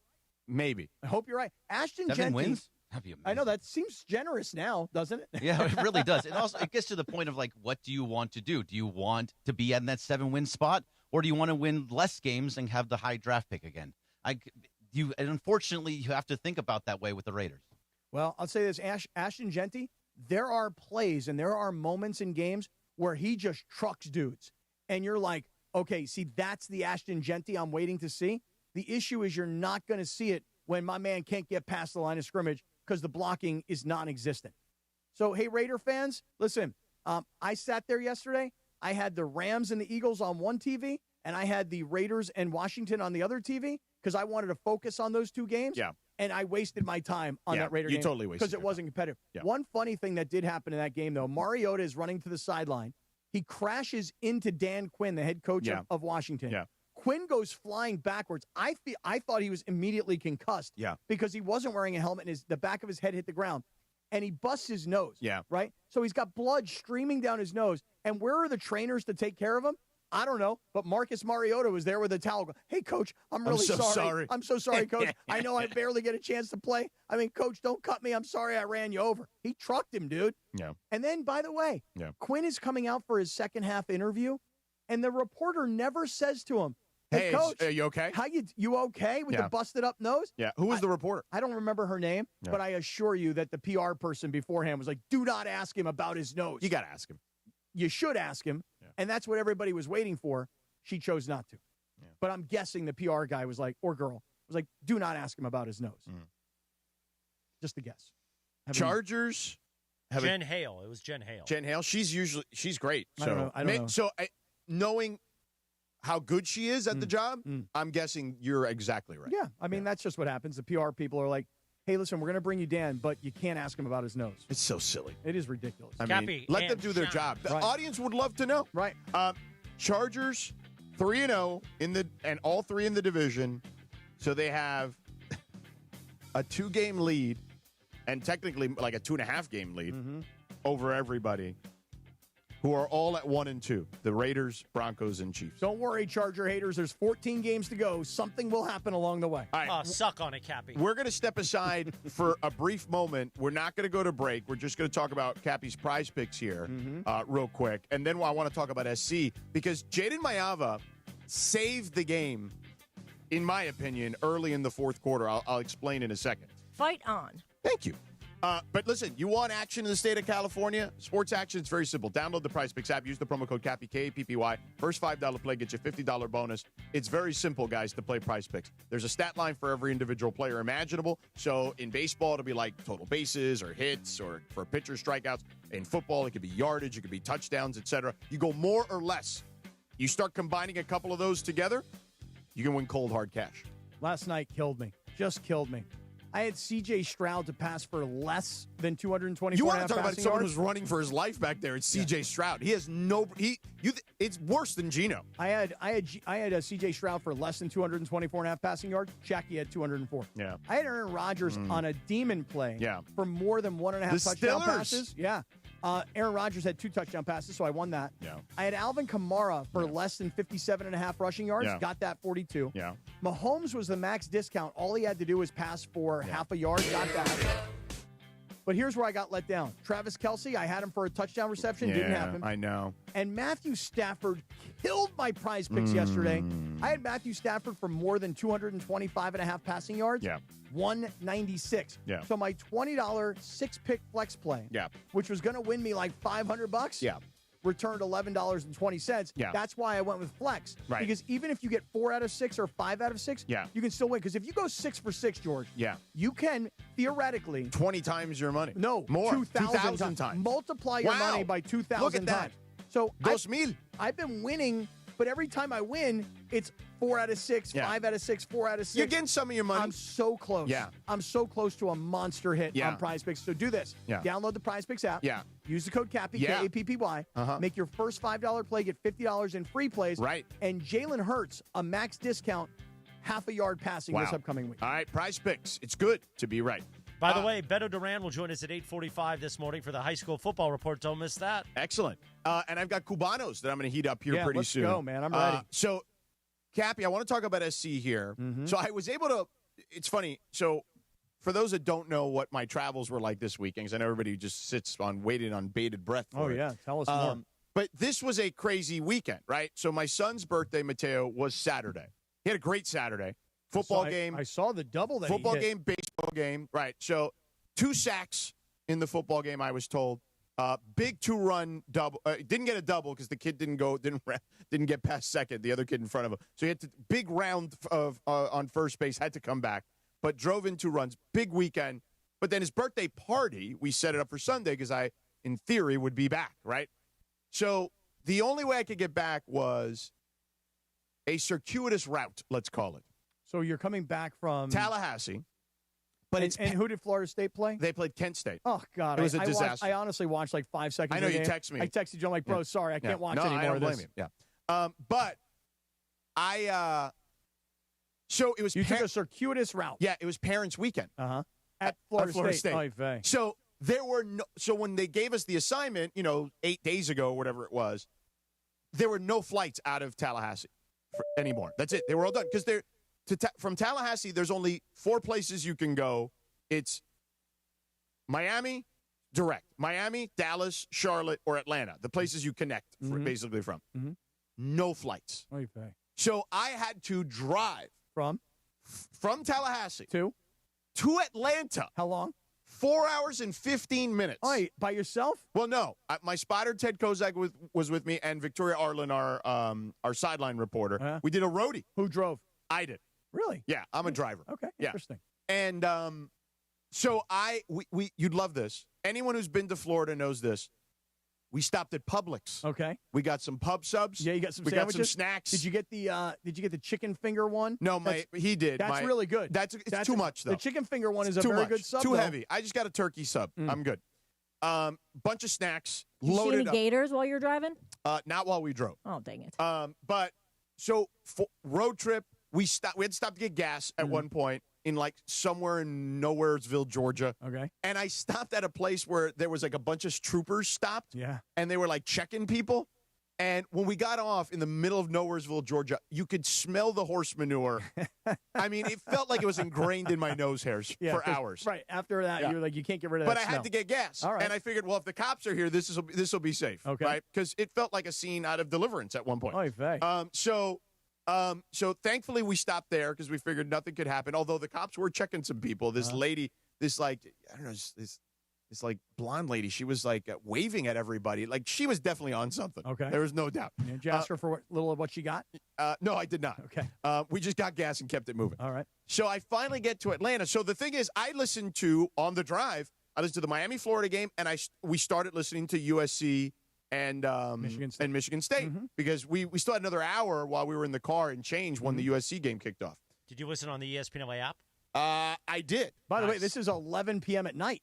Yeah. On the East Coast. Correct. Okay, keep going. So we finally get to Atlanta about 12:30. And what time's your flight going to be in Atlanta? 7 a.m. Oh, okay. Got it. So, and then I get into the hotel. So I check in the hotel, and I watch the game. Like, I was like, you know what? I'm only going to get like 3 hours of sleep anyway. I might as well watch the rest of this game. And I was listening to it, obviously, during the drive.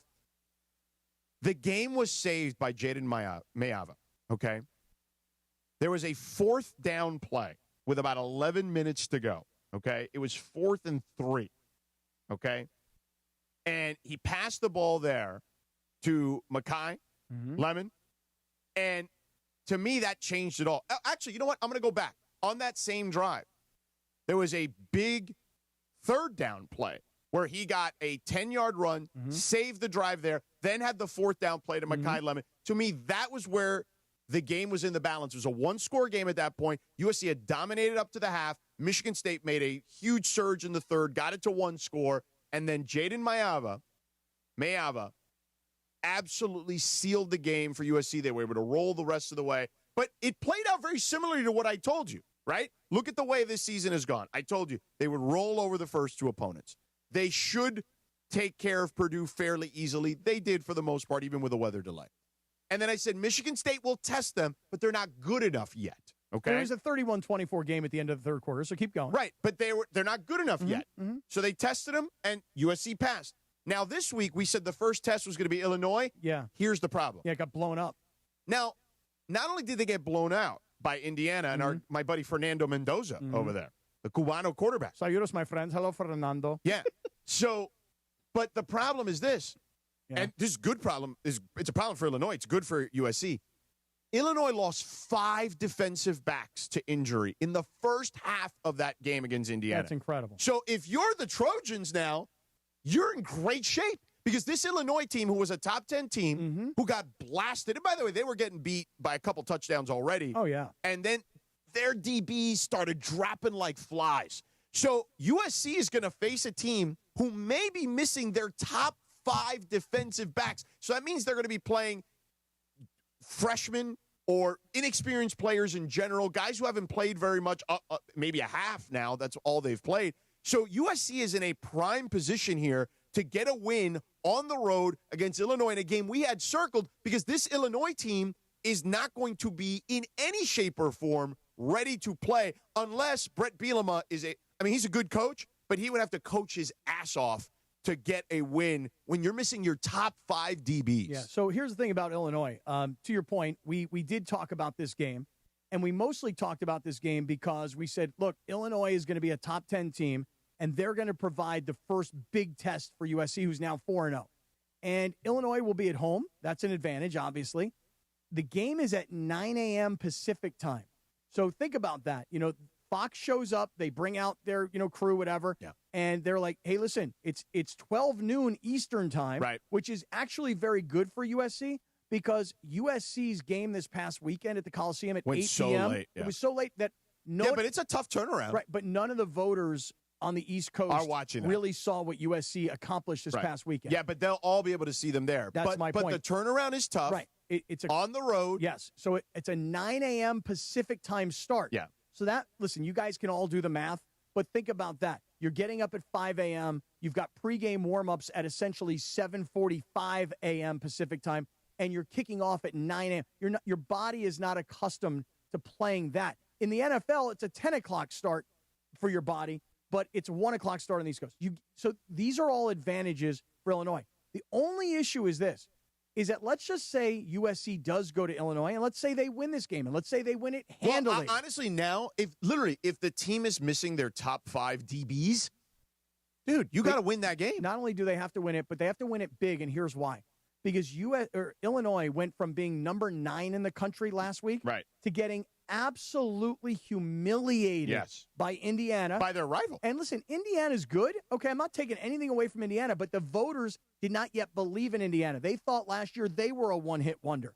Indiana made their statement. No, they're real deal. Right, they made their statement this past weekend. Yeah. Start taking us for real. I know we were a basketball school. Start taking us for real. USC should win this game by at least a touchdown on the road. At least. But what is the spread in that game? I'll tell you in a second. But here's the thing. While we find the spread, somebody in the chat says you're dressed like a Fruit of the Loom character. I mean, it's a purple T-shirt. I mean, saying, is it athletics? I mean, it looks very grimacy. You know what I mean? Like a McDonald's character. It's a very comfortable shirt, though. USC is a 1.5-point favorite on the road. No, 1.5. Yeah, no, it's got to be more than that. It says. I'm telling you what it says here. ESPN 6.5 point favorite is what I have. Oh, okay, that makes more sense. Check that. My bad. 7.5. Oh. 7.5. Okay, so that's what I said. I said so how did we just give out 3 different point spreads? They should be a touch. No, I'll tell you Let how. me just look it up The first line I looked at, the line opened at 1.5. Oh, okay. It opened at 1.5. And Your point is the injuries are really going to hurt Illinois. And but the Alton Telegraph has 6.5. Oh, really? The Alton Telegraph. Is that right? Yeah. So there you go. So here's the thing. Let's say USC goes and wins. Okay? And let's assume for a moment they that they're going to win this game by at least a score. They should win this game, and they should win it handily, truthfully. But I mean, do you know how hard it's going to be to field a secondary when you're missing your top 5 guys? I think it's worth keeping an eye on all week long to find out of these how many of those guys can actually try to suit up. How many come back? Yeah. But Illinois, which we all would have hoped, I suppose, would have beaten Indiana and would be number 8 or 9 in the country, and USC could go there and win that game, and then all of a sudden they start to get respect and climb the polls. USC is going to be taking on a number 23 Illinois.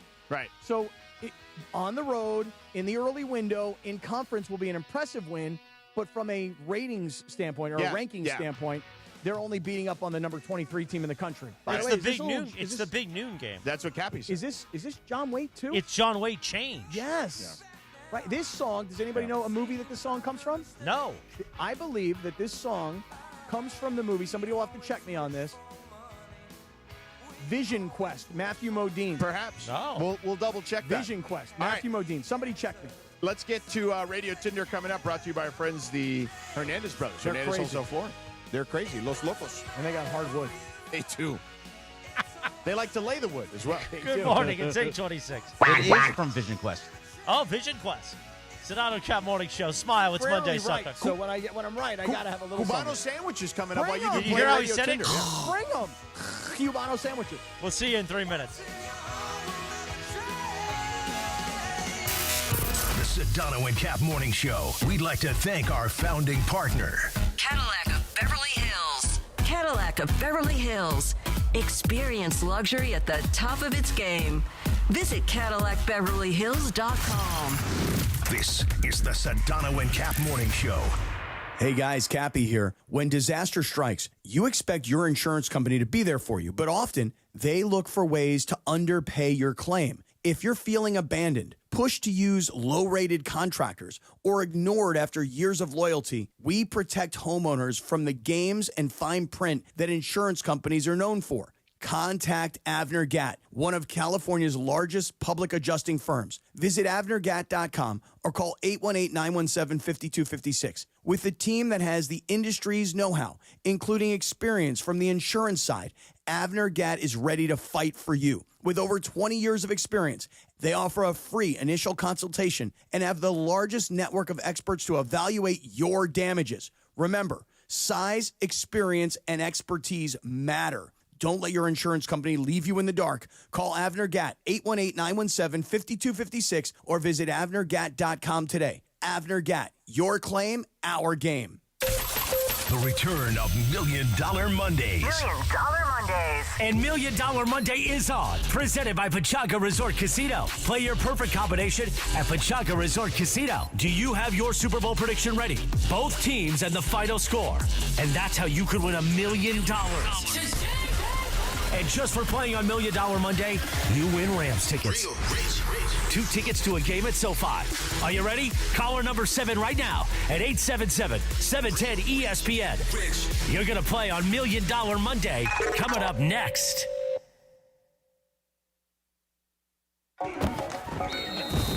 football fans, score this season at Pechanga Resort Casino. Watch and win weekly at Kelsey's Monday Night Raffle. Earn raffle tickets when you order appetizers and drinks during the game. Lucky winners will take home fun football prizes and be entered for a chance to win tickets to an upcoming Los Angeles Rams game or Chargers game. Guests must be present to win. Visit Pechanga.com for more information and play your perfect combination at Pechanga Resort Casino.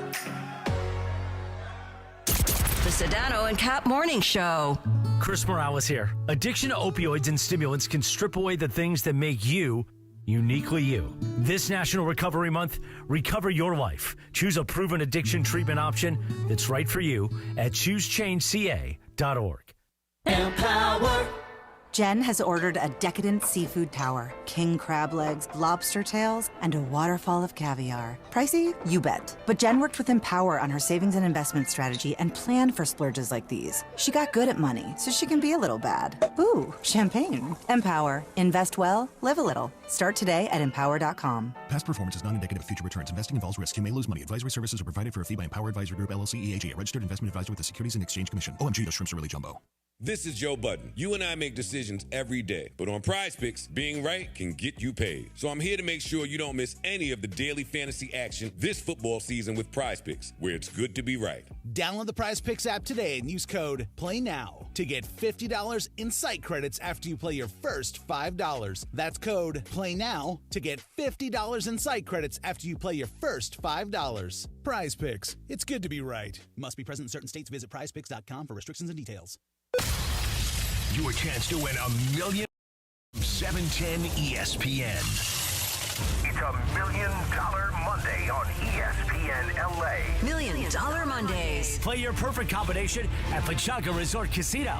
$1 Million Mondays are back on 710, and I think we got caller number 7, Jack. Are you ready, partner? Let's find out who's caller number 7. 8:30 in the morning. Good morning. Alan Hardy in Thousand Oaks is our winner. He's caller number 7 just for playing on $1 Million Monday. He's got a pair of Rams tickets thanks to Pechanga Resort Casino. Alan, good morning, sir. Good morning to you all. Good morning, sir. We need your super prediction, both teams and the final score in February. All right, we're going to LA all day. Let's go Chargers, Rams. Rams 28, Chargers 24. Wow. See, that would be a dream come true for me. Hey, and shout out real quick to Cappy. Cappy, it's Alan from Malibu Brewing Company, my brother. What's going on? My man. All right. Malibu Brewing Company. These are the guys that I met, George, when I was up in Mammoth earlier in the summer. Nice. And these guys have got a great brewery, really good beer. And, awesome. And Alan here is a huge Sedano and Kap listener and his 710 listener all day because he's out there Next selling time I'm beers. in that neck of the woods, I'll stop by. You got to stop in there. Yeah. Well, Alan, congratulations. Yeah, we love your prediction. Have a great day, bro. Thank you very much. All right, man. Take care. Appreciate you all. Have a good one. Oh, dude, that is a dream come true. That is a dream come true for me. Rams, Chargers in the Super Bowl with the Rams winning. It would be great. With the Rams. Honestly, for me, there's no loser there. Yeah. Because obviously I want the Rams to win, but if the Chargers win somehow, oh, my God. It would be horrible. You'd have to then be the correspondent for the parade. It would be, which would be what? I mean, Sexy Jexy may be dancing up here on top of the table during the next show. Yeah, listen all day long for $1 Million Monday, Mason and Ireland, and the DeMarco and Travis Afternoon Show for your chance to play on $1 Million Monday made possible by Pechanga Resort Casino. It's Radio Tinder time, Wait, sucker. I got to go make Cubanos while you do Radio Tinder. Okay, Radio Tinder time, sucker. George is literally leaving to go into the kitchen. By the way, I hope you guys are watching on YouTube because the YouTube team is now going to follow George, and he's going to make Cubano sandwiches, croquetas. Okay, yeah, he's microwaving, and pizza pie. All right, Radio Tinder, we like to play a TV theme. On this day in 1989, Baywatch premiered on NBC. Oh, really? Yeah, that's why I said it. Is that why? Yeah. You can follow her at Lindsay Baseball on Twitter or Instagram. I hit the space bar. Sorry. Radio Tinder brought to you by Hernandez Wholesale Flooring. If you're in the market for new flooring, shop at Hernandez Wholesale Flooring, where every day is a deal. No gimmicks, sucker. Call 866-624-FLOOR or go to HernandezWholesaleFlooring.net. No sale beats wholesale. Take it away, producer Lindsay. Thanks, Christopher. All right, so we had a couple of good post-game walk-off interviews over the weekend. And one of them was last night during the Giants game where the Chiefs annihilated the Giants, and Russell Wilson was so bad. He was getting booed, and everyone was cheering, like chanting for Jackson Dart already. So I think that Russell Wilson's days are going to be numbered there in New York. But what I wanted to bring up. Sorry, Linz, I'm giggling only because there's Cubano Cam happening right now on YouTube. Cubano Cam. Cubano Cam as George is working the kitchen. Keep going, Linz. All right, so as I was saying, now you made me lose my place. Well, there were interviews. Cubano Cam. Chris Jones. Apparently, he we played this in the open, but apparently he in the past had really wanted to do a jersey swap with Russell Wilson, but was always denied. So he was asked about it after the game last night, and here's what happened. All right, you told us that you have asked Russell Wilson multiple times for his jersey, to do a jersey swap, and you've never gotten one. Never gotten it. Did you ask him again tonight? I don't even want it. It's all good. I don't want it. Hey, over time you kind of understand that now I don't even want it. It's love and war. Love and war, Cappy. So, okay, I'm curious to hear what you... So I just wanted to ask you, do you think that it was, like, rude of him to respond this way on national TV just because Russell Wilson played so bad? No. That's right. No, I don't think it was rude at all. And by the way, is it because Russell Wilson played so bad? I mean, or that's is it kind of what it looked like. Well, to me, here's my thought on this, is that if I'm Chris Jones, I wanted Russell Wilson's jersey when he played for the Seahawks, and he was one of the top quarterbacks in the NFL, and he looked like he had a career that was headed towards Canton, Ohio. Since he left Seattle, we've all seen what has happened to Russell Wilson's career. Why Russell Wilson continues to hang on, I'm not really sure. But Russell Wilson, not only is he now known as Corny Russ, remember what happened to him about a year ago? Yes. Remember he had a Subway commercial, and his Subway sandwich was called the Danger Witch. And it was so corny that Subway actually canceled their advertising deal with him because America showed Subway, we think he's a corny dude. So I think if you're Chris Jones, you wanted his jersey in Seattle. You never got his jersey in Seattle. And all these years later, well, I don't want a Giants Russell Wilson.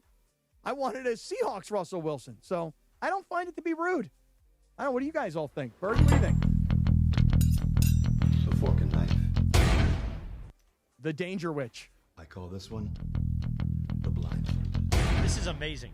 I didn't even know. I've never seen this before. Neither have I. The drop is up. He's wearing sunglasses in the video. Wielding upside down. This is pretty bad. This is pretty bad. And the man most is so dangerous fake. of all, the rapper. I mean, that's horrible. So bad. He is so bad. fake. That's pretty bad. He I've stands never in the seen mirror that. and like practices his lines. Do you remember last year? Or was it last year or the year before when he was leaving the facility, going to the practice field, and was practicing his high fives to his teammates? Oh, that's kind of sad. Like he was just going down the sideline with nobody there. It was terrible. Yeah, I know. He should switch jerseys anytime someone asks him to switch a jersey. But I just wondered, was the story that he asked for the jersey from last night's game? Because I think the story was he has in the past. Right, that's Yes. exactly. And Russell Wilson always tells him no. So I think also the story is Russell Wilson is not just corny. He's also an a-hole in He's his a weird jerk. way. So he never did a switch with him. Why wouldn't you do a switch? Everybody does the switch. Right, but maybe somebody got to him beforehand for the switch. No. He's asked him.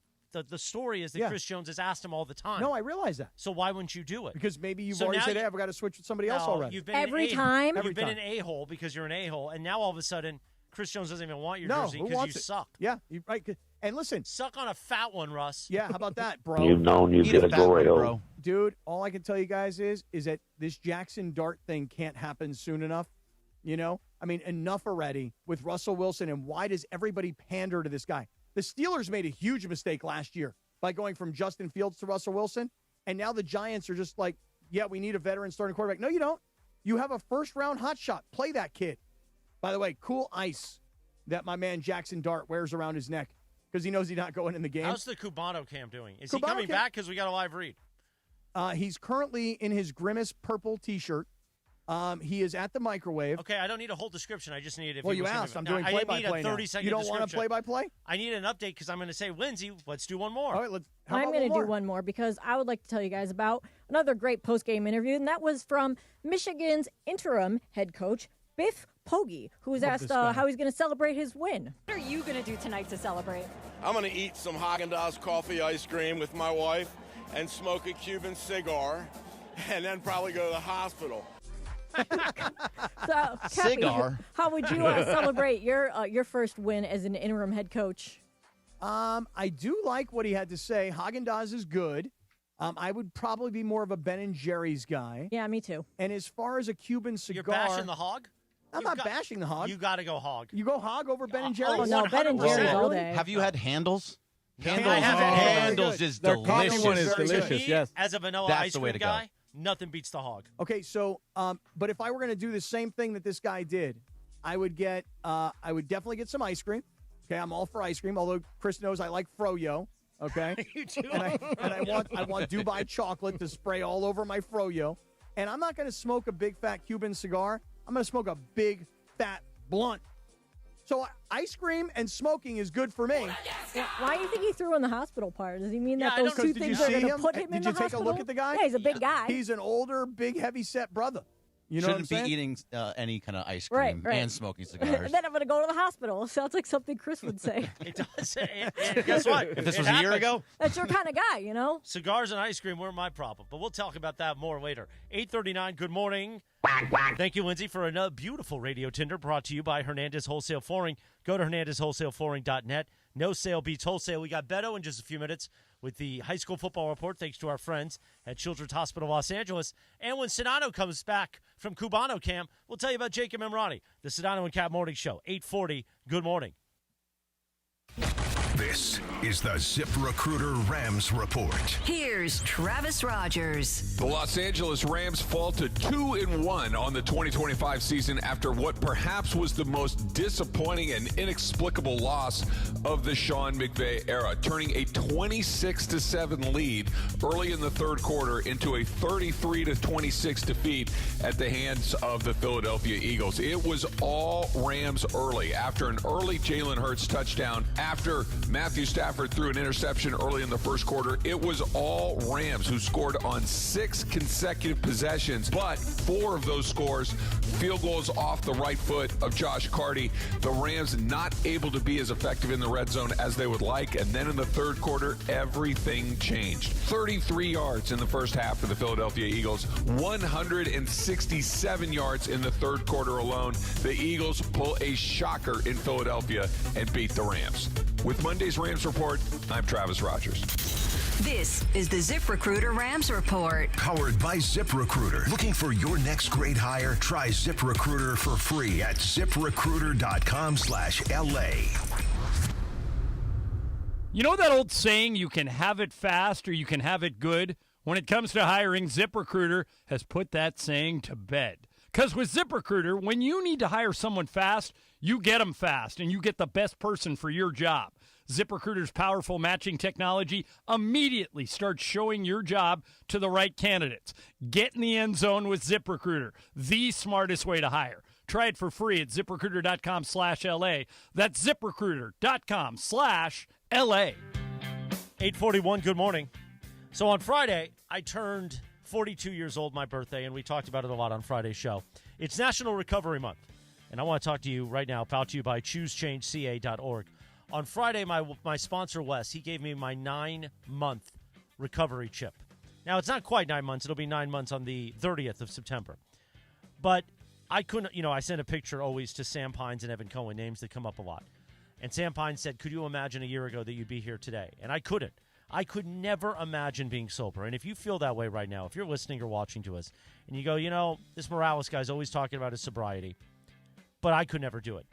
Here's the thing. So many things, big and little, make you listening right now, uniquely you.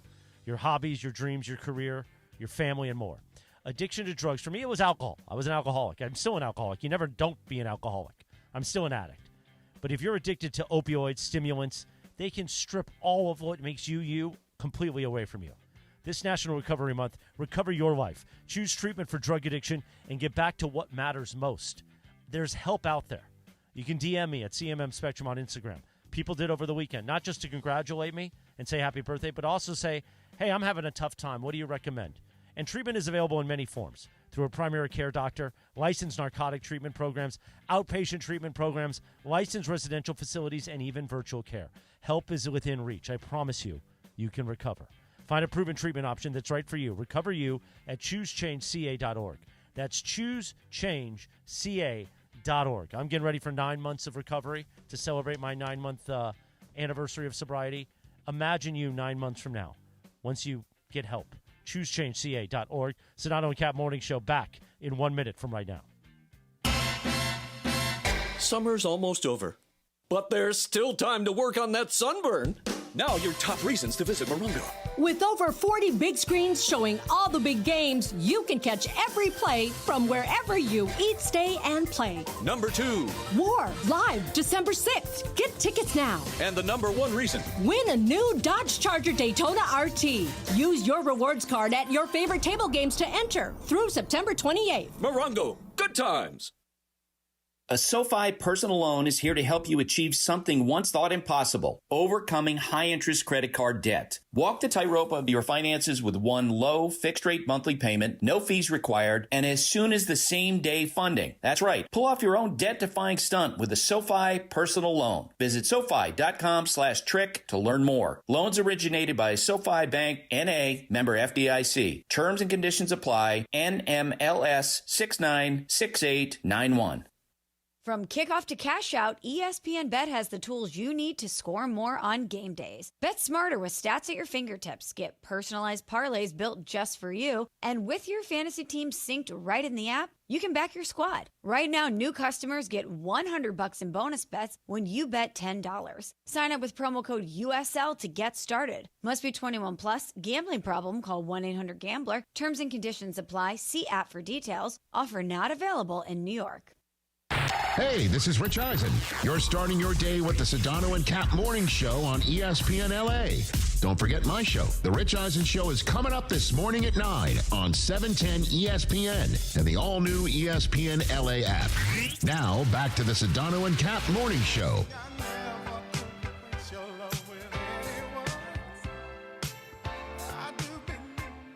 $8:45, good morning. Yesterday, September 21st, back in 1982, Luther Vandross released his sophomore album, Forever, For Always, For Love, Cappy. This one was on there, Better Love. This was Skinny Luther, though. You know, Skinny Luther. There's Big Luther, there's Skinny Luther. This was young, Skinny Luther. I think, listen, we've made the point. Big Luther, Skinny Luther. Big Luca, Skinny Luca. Yes. And we're getting ready. Exactly. Where is Sedano? Is he cooking like a full masterpiece back there? Sedano has decided to quit the show and become a chef of Cuban treats. Oh, here he comes. Sedano's Here he comes. Okay, he's got... and by the way, we're watching it all on YouTube. We're watching it all play out on YouTube. Okay, 8:46. It is time, as we do every Monday and Friday, for the High School Football Report. The one and only Beto Duran joins us. Thanks to our friends at Children's Hospital Los Angeles. Beto, good morning. Happy Monday. Good morning. Happy Monday. And Chef Sedano, I love to see it. Great job by the YouTube community, the chat, and also Parker and Graham putting up all the videos. Well done, fellas. Yeah, very, very well done. Hey, Beto, I got to jump right in and ask you, because on Friday of last week, we were talking about this modern-day Bishop Gorman game, and I see that Mater Dei had won the game 27-24. I went and, did a little bit of work because for me on Friday night, I was watching Yorba Linda take on Tustin. Oh, I'm grabbing one of these sandwiches. Just grab one sandwich. Grab one sandwich. Okay. So, Beto, I didn't get to see much of this Mater Dei game against Bishop Gorman, but it was a 27-24 game, and I saw that Bishop Gorman had an opportunity to tie the game. They missed a field goal, and it was a crazy finish to the game. What exactly happened? So it was a crazy finish to this one. This is a one that was played in Las Vegas at Bishop Gorman. They went back and forth, and Mater Dei has not lost 2 games in one season in over a decade. Big reason is because Mater Dei's quarterback, Ryan Hopkins, 252 yards, 3 TDs in that game. And then they also had a huge evening from Mark Bowman, the receiver. All right, the receiver had 105 yards, 2 TDs. Mater Dei head coach Raul Lara, who used to be at Long Beach Poly, got this team back right after losing last week. So they're going to be all right. They're going to be good. They'll probably be a team that's final, but that was one of those games between two of the best teams in the country, and they just went back and forth. So, you were asking me about that on Friday, like, hey, should Gorman be the favorite? Well, they were at home. They were a slight favorite, but Mater Dei took care of business like they usually do. Yeah, that was exciting. By the way, while we're in the middle of listening to you break that down, Morales comes walking in with una croqueta, in his mouth, right? And then he tries to feed it to me. He tried to give me the hot dog bit. You know what I mean? What happened to my croqueta? See, let me have one, bro. I mean, come on, brother. Have one of these things. Yes, Beto, continue, please. Yeah, Beto, what were the other big stories, though, this weekend? I want to give a shout. We talk about the big schools, but I want to talk about some of the smaller schools and the feel-good story. Verbum Day, all-boys Catholic school in Watts, next to the projects. It's a tough area, but last year their football team was 0-7, and they lost players, so they had to cancel their season. So they get their first win since 2022. They beat Belmont 42-8. Head coach is Gary Parks, an alumnus who's trying to bring it back. Dwight Marcus, a freshman, had 75 yards of TD. Adrian Alvarado, 4 tackles. And you got to love this, Cappy. They found a kid on the soccer team named Fernie Cortez, 5 or 6 PATs, man. So that was good right there. Always got to give a shout out to the smaller schools. It's not just about the big boys. It's about going out there and playing high school football for your team and representing. Way to go, man. Right on. Okay. For me, keep going. Keep rolling. No, because I know you got the croqueta, so you're locked in. Well, so the quarterbacks now, mm-hmm. If you're a QB dad or mom, you got your kid in training since he's 6, 7 years old. By the time they get to high school as freshmen, you want them balling out. So I'm going to shout out some of the freshmen that are out there. Remember his name, Cappy, in Westlake, Ford Green. He grew up in South Carolina and decided to move to Los Angeles to play at Westlake High School. 300 yards, 5 TDs. And then at Long Beach Millikan, who's had some drama because Ashton Pinnell, their quarterback, has been suspended for illegal transfer, all that good stuff. They had a freshman named Jonah Tuanija, who had 508 yards and 9 TDs in his freshman debut. Hard High had a quarterback named Jacob Paisano, 2 TDs, 228 yards, man. So all kinds of good stuff out there. And you talk about Tustin, the game you're watching, Aiden Edwards had 205 yards, 2 TDs in that win over Yorba Linda. And then we always got to throw out, some local stuff, local guys, right? Our dude, Mark Cates, is a big fan of Palisades. Jack Thomas, 3 TDs, 310 yards. Eagle Rock, Liam Paston, 5 TDs in a game against Taft. And then in Agoura, the 805, Gavin Gray, 440 yards, 6 TDs. Man, quarterbacks are spinning it, Cappy. Wow. Hey, I listen, you just to back up to one thing you were saying, though, to have a freshman quarterback, even if a freshman quarterback was held back a grade, because a lot of parents, especially if they think their kid's going to be something, they may hold them back. You got to do it before they get to high school. Even if a freshman quarterback is 16 years old, still, that's amazing to be that young. Assume you're 15 or 16 years old and you're a freshman, you're playing varsity football in Southern California. That's a really big deal. You got to go out there and perform no matter what grade you are or what age you are. Cappy, and I know you love the special teams. You've been harping about the Rams special teams today and the problems that they had. Cappy, I want to give some shine to the special teams because it's completely different now. Noah Thayer at J. Sarah down in South. Mm-hmm. That dude might be the best kicker in the country right now. 55-yard field goal for a kid at J. Sarah, Noah Thayer. I saw that kick, by the way, this weekend. Yeah, I saw it. Oh, you saw mm-hmm. Like just launched it, right? Yeah, yep. Downey, how about this, Cappy? They have an opportunity for the game-winning PAT, right? Danny Yocupio gets in there. Penalty. So that PAT is now 43 yards. Nails it for the winner for Downey. And Jalen Ross at Cathedral High School. Special teams, 99 yards, kickoff return for a touchdown, man. You got to love that. I do, man. It's funny, Beto, I'm watching right now the replay of this Bishop Gorman Mater Dei game, and there was 4:19 to go. Mater Dei was up 27-24, and the kid from Bishop Gorman is in, and he's trying about a 50-yard field goal, crushes the ball, just happened to miss it left. That would have been there would have been 4 minutes and change to go, and Mater Dei would have gotten the ball back in a tie ball game. So very interesting that Mater Dei was able to go up there and recover after losing the week before to Corona Centennial, go on the road and beat Bishop Gorman and get back to the top of the rankings. I don't actually know where they're currently ranked, although in at least the LA Times, Mater Dei is now 4 after the win against Bishop Gorman. Oh, that was not. That yeah, was they'll be in the top 5. Oh, no, yeah, they'll be in the top 5 in the country. Still, they'll be there. And also, if you're a parent or you're a kid, tag the ESPN Los Angeles Instagram and Twitter account because we want to show more highlights when I do the report on Mondays. And we scour, we find some. But if you tag us, we'll get you. All right? Just like Colin Creason for Los Alamitos. 319 yards. He posted his video, Cappy. We're taking all that here. Now, Beto, 2 things. Number one, I heard the whole segment because I was preparing the food and whatnot. Nice job by you. Excellent job. I mean, literally, this is awesome that you do this every week. Thank you so much for doing it on our show. We really appreciate you. You do a fantastic job with this stuff.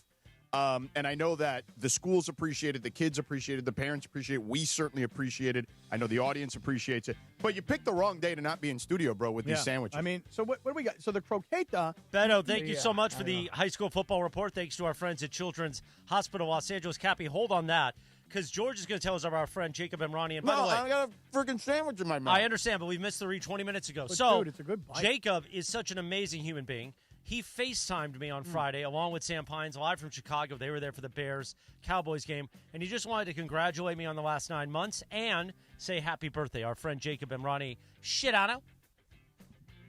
Still eating. I'll make a contribution. I mean, let me just say did this. you just wait until I finish got it. chewing? This is the end of our terrestrial hour. I understand. But I understand. chewing. But you wanted the bit, so we had to do it got to be right. out at 55:50. So. I'll be out at 55:50. I just want to make a I don't know contribution why you're getting by upset. saying You this. missed 2 segments. That's not I on me. missed 2 segments for the bit. Right. Don't you love the bit? Don't you- Aren't you I about thought we the were doing the bit in the 9 a.m. hour. Come on, Bib. I thought we were Shut doing the up. bit in the 9 Nobody a.m. wants to hour. hear you, bit boy, but they want to hear me. Talk about Jacob Emrani, please. I am right now. Bit boy. Stand back, bit boy.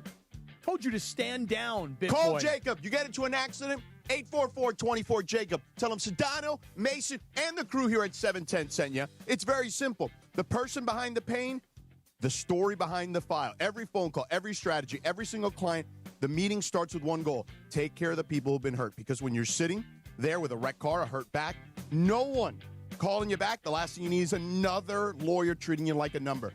You need someone who shows up, who listens, who takes the weight off your shoulders. That's Jacob. Call him at 844-24-JACOB. Tell him Sedano, Mason, and the crew at 710 sent you. That's why the law offices of Jacob and Ronnie, that's what they're built for. Jacob and Ronnie doesn't run a law firm necessarily. He's built a lifeline for you. For people who've been hit out of nowhere. For workers injured on the job. For families whose lives have been flipped in one call. You get real help, real answers, serious results. Never pay out of pocket unless Jacob wins. Call him at 844-24-JACOB. That's 844-24-JACOB. 844-24-JACOB or visit him online at calljacob.com. Trusted legal partner of the Rams, Lakers, and LAFC. Jack! Eisen's next. We'll see you on YouTube. Back when I played, leg cramps were no joke. Fourth quarter, overtime, practice, even when I got home, they would hit out of nowhere. Had I known about Highland's leg cramps back in the day, I would have had a locker full of the stuff. Now I'm retired, I still get these cramps on my morning walks, hanging out with my daughter, but now I've got something that actually works. Highland's leg cramps. The tablets dissolve quickly under the tongue and don't upset my stomach. Cramps hit athletes, weekend warriors, couch coaches, all of us. Grab Highland's leg cramps and get it today at Walmart, Walgreens, or CVS. Hey, it's Chris Morales. You know, we joke around a lot that I almost died, which I almost did. I had severe heart failure. That's when I went to a Providence hospital in the emergency room. And here's the thing about heart care. It begins with trust. That's why Providence takes the time to listen, understand, and earn yours before making any decision about your care. For me, if it wasn't for Dr. Cobb and Katie Cornella at St. Joe's in Orange, they made me trust them and they made me know. And my health and my life were going to be even better once I got out of the hospital. Providence, caring with compassion in Southern California. Every drive ends with an opportunity to save at Ocean Subaru of Fullerton. Right now, you can take advantage of 1.9% financing for 63 months on a new 2025 Subaru Crosstrek, or 2.9% financing for 48 months on a new 2025 Subaru Forester. For complete details, visit OceanSubaruOC.com. With approved credit through Subaru Motors Finance. Not all buyers or vehicles will qualify, plus tax, tag, title, and dock fee. $0 security deposit. Offers do not combine and are not available on previous purchases. See dealer for complete details. Expires 9/30/2025. Los Angeles, your Rams return home to SoFi Stadium for a Week 4 showdown versus the Indianapolis Colts. You don't want to miss this AFC-NFC showdown, so bring all your energy and pack the Rams house. To purchase your tickets, head to therams.com/IND. Again, that is therams.com/IND. To see your Rams battle the Colts on Sunday, September 28th at 1:05 p.m. See you at the Rams house.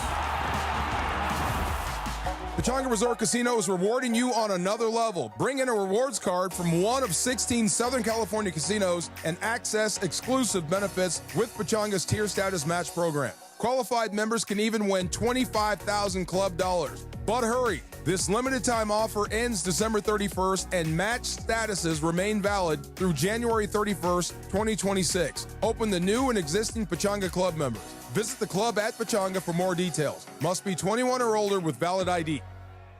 Injured in an accident? Don't sit on the sidelines. It's Travis, and at the law office of Joseph S. Normand, Joe and his team are ready to go full contact for your case. They'll rush the defense, tackle the insurance companies, and drive it all the way to the end zone to get you the maximum compensation you deserve. Call the winning team now at 213-747-2000. That's 213-747-2000, or visit normandlegal.com. Don't fumble your future. Your recovery is their priority. Call Joe now and score a touchdown with the law office of Joseph S. Normand.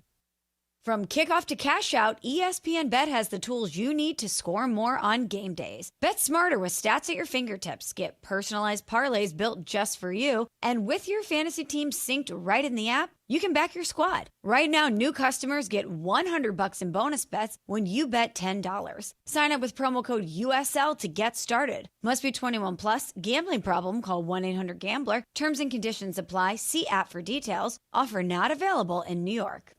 Tire care shouldn't come with extra costs or surprise fees. It should be simple, straightforward, and stress-free. So at Midas, they're rolling out the limited lifetime tire guarantee, included with every tire purchase with paid installation. You'll pay nothing for flat repairs, nada for flat replacements, zilch for tire rotations every 5,000 miles, and zero for other preventative maintenance. So with this limited lifetime tire guarantee, you'll pay a whole lot of nothing compared to what the other guys charge for tire care. That's the limited lifetime tire guarantee, only at Midas. Hi, this is Sean McVay of your LA Rams. The Rams play here. KSPN, Los Angeles. 710 ESPN. A good karma brands radio station. The Sedano and Kap Morning Show is on the air. Here we go in Philadelphia. Lincoln Financial Field rocking. 3 seconds left. Rams down 1. Joshua Carty to win it for LA from 44 yards. Snap, hold, right-footed boot, blocked again! It's blocked again! The Eagles scoop it up! They're going the other way to clinch it. Jordan Davis returns it with an exclamation point. The biggest show in ESPN LA history. To do a jersey swap, and you've never gotten one. Never gotten it. Did you ask him again tonight? I don't even want it. It's all good. I don't want a thing. Hey, you know, over time you kind of understand that now I don't even want it. There's a little bit more. I want to be a scraper. The Sedano and Kap Morning Show. I've danced with the devil. What do they call it? Bad beats? There were some bad beats today, too. His breath smells like medicine. Jerry is gassing me down, dude. What's his breath smell like? Oh, like medicine, bro. I'm What kind of medicine, though? Like, well, it turns out I didn't know that he had battled cancer. I didn't know. But so it smells like breath stink? it smelled like chemotherapy pills. Terrible. I mean, I'm sorry. I mean, I'm not trying to be mean.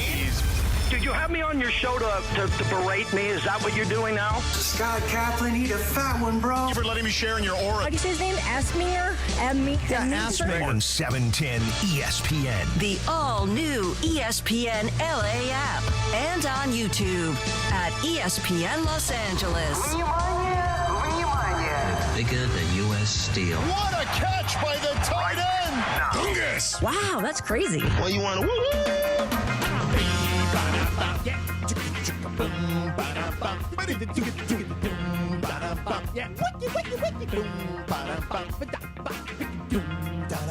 bring it down.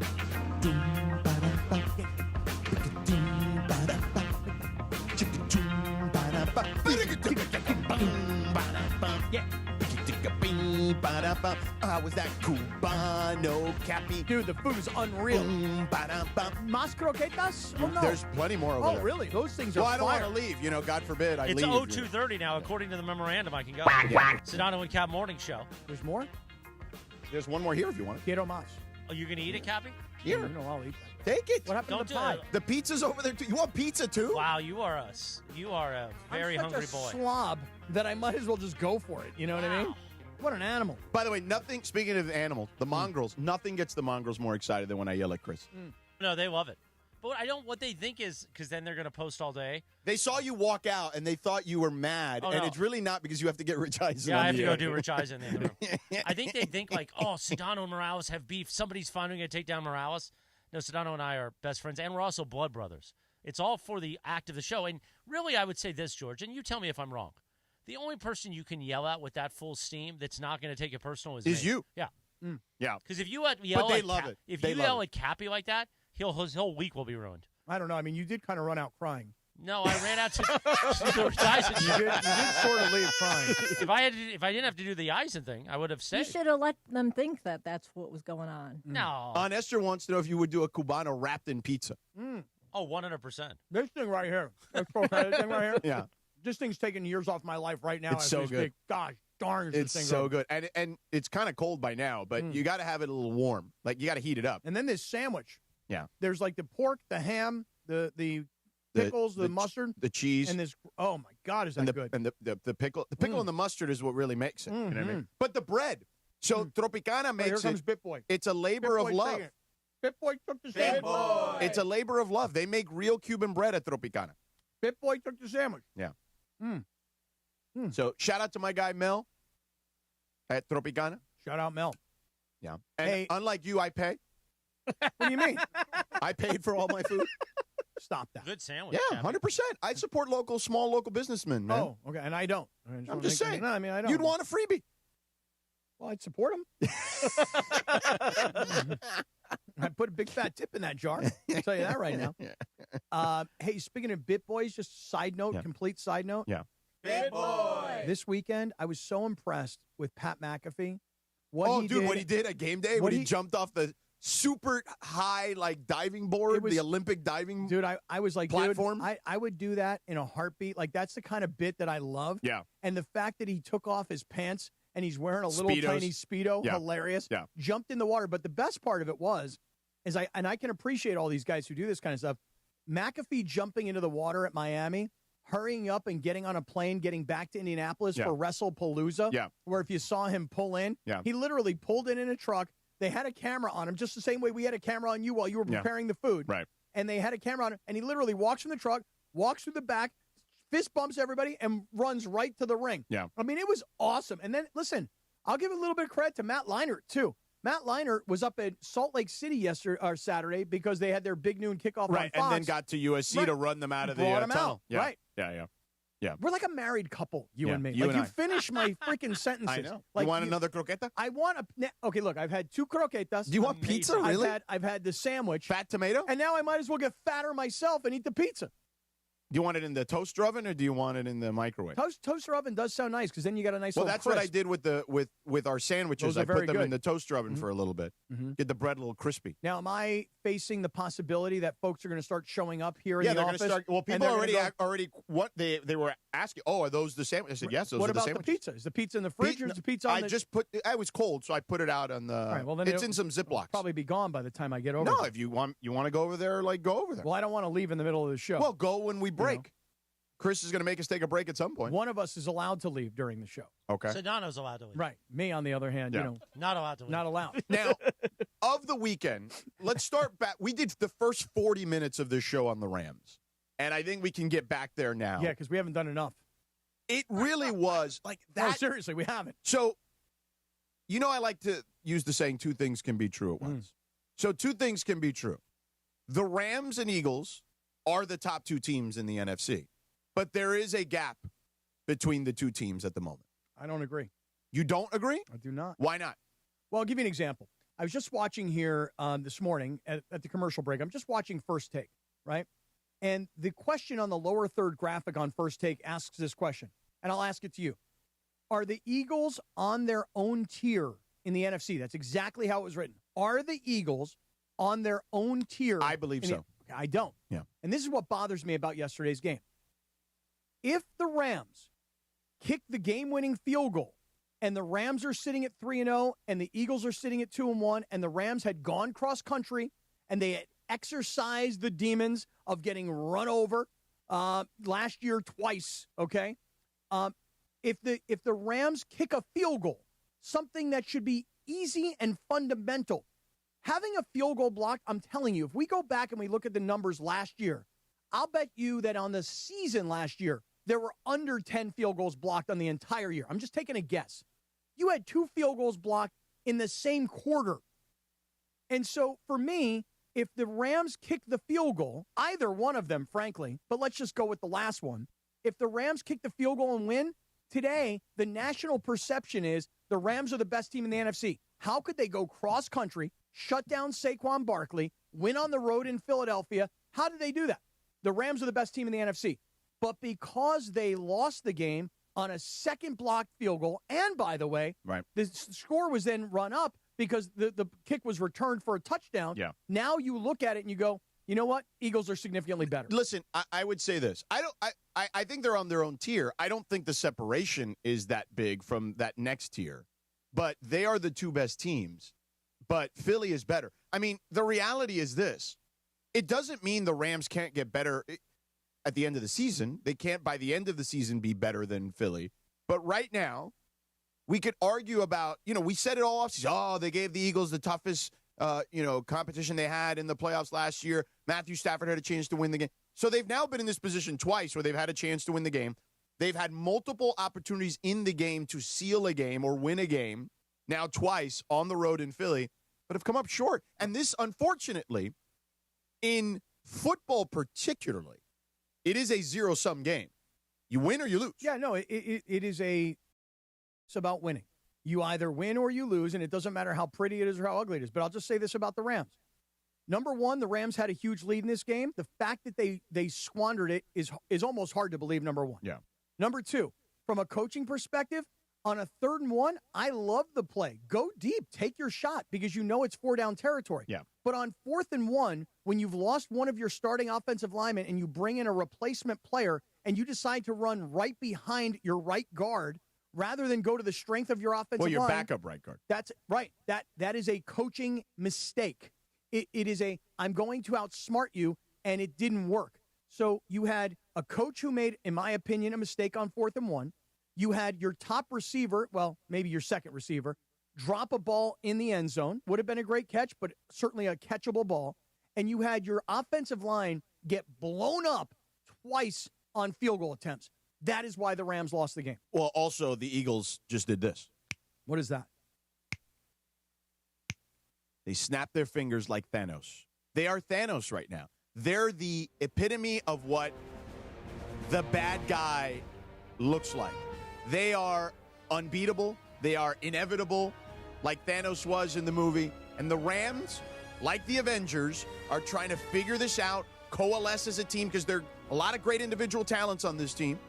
And some of them have been great together as a team, but there are new components to this particular roster. And they have to find a way to get that chemistry, to coalesce, to be a unit as one, to work complementary with each other, complementary football, to be able to take down Thanos.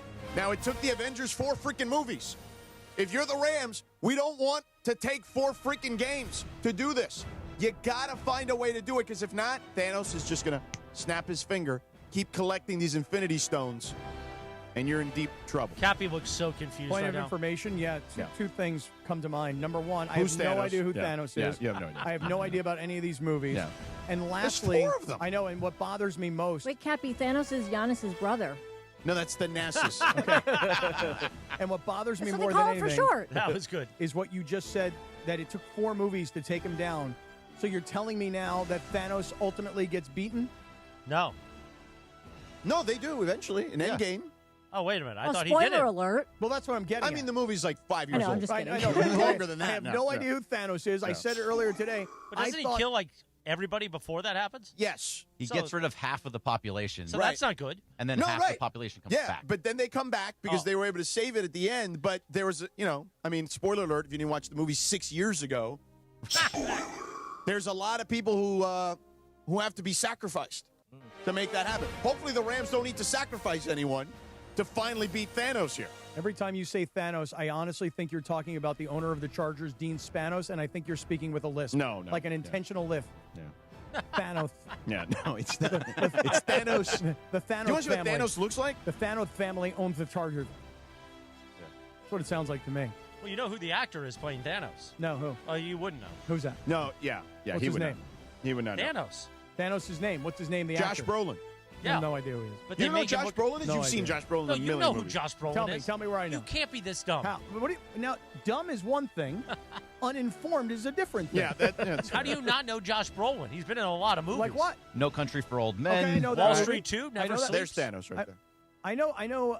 That's a character. I can't see what he looks like in real life.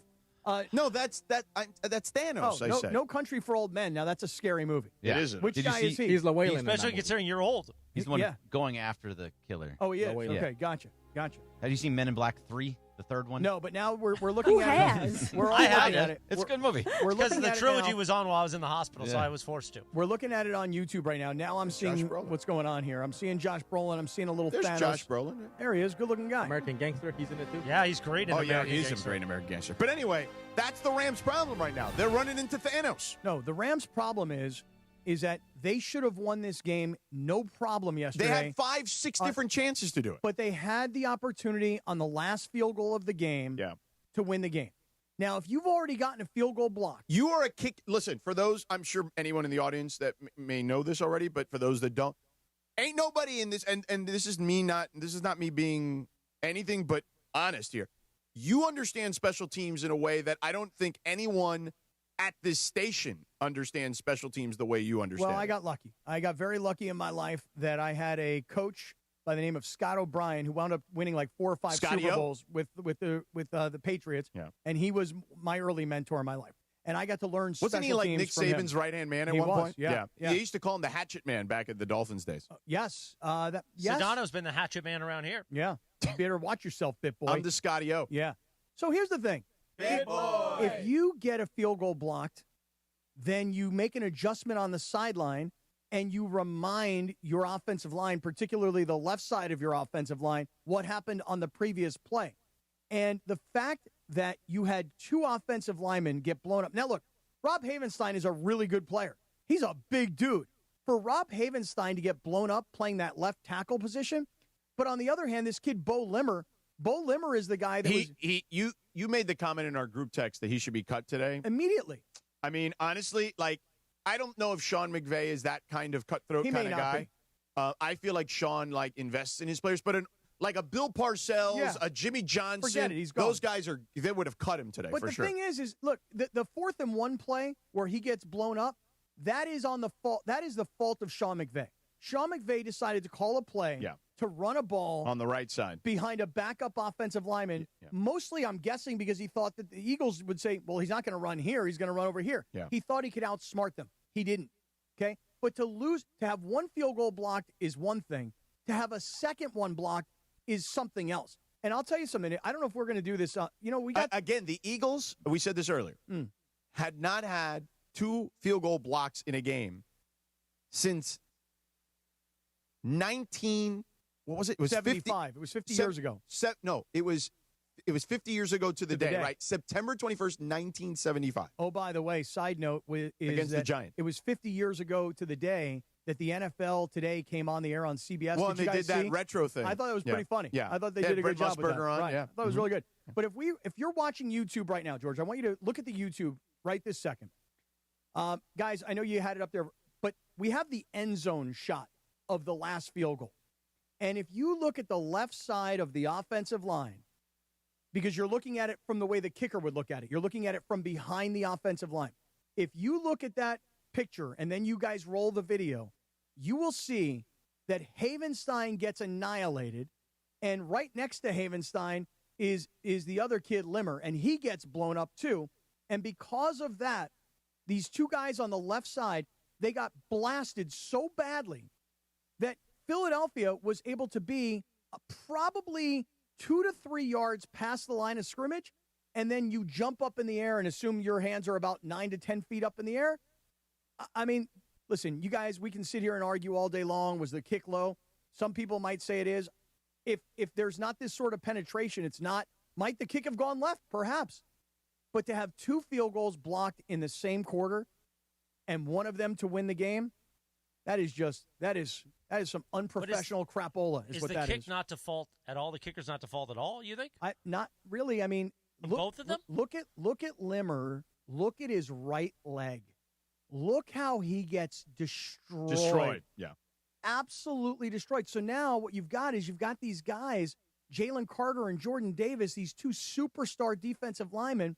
They've pushed the line of scrimmage back, and they've gotten up in the air. You know, as a kicker, unless you just completely miss them, I mean, you're trying to kick the ball straight. Look at Limmer. He just gets blown up. And you know why he gets blown up, George?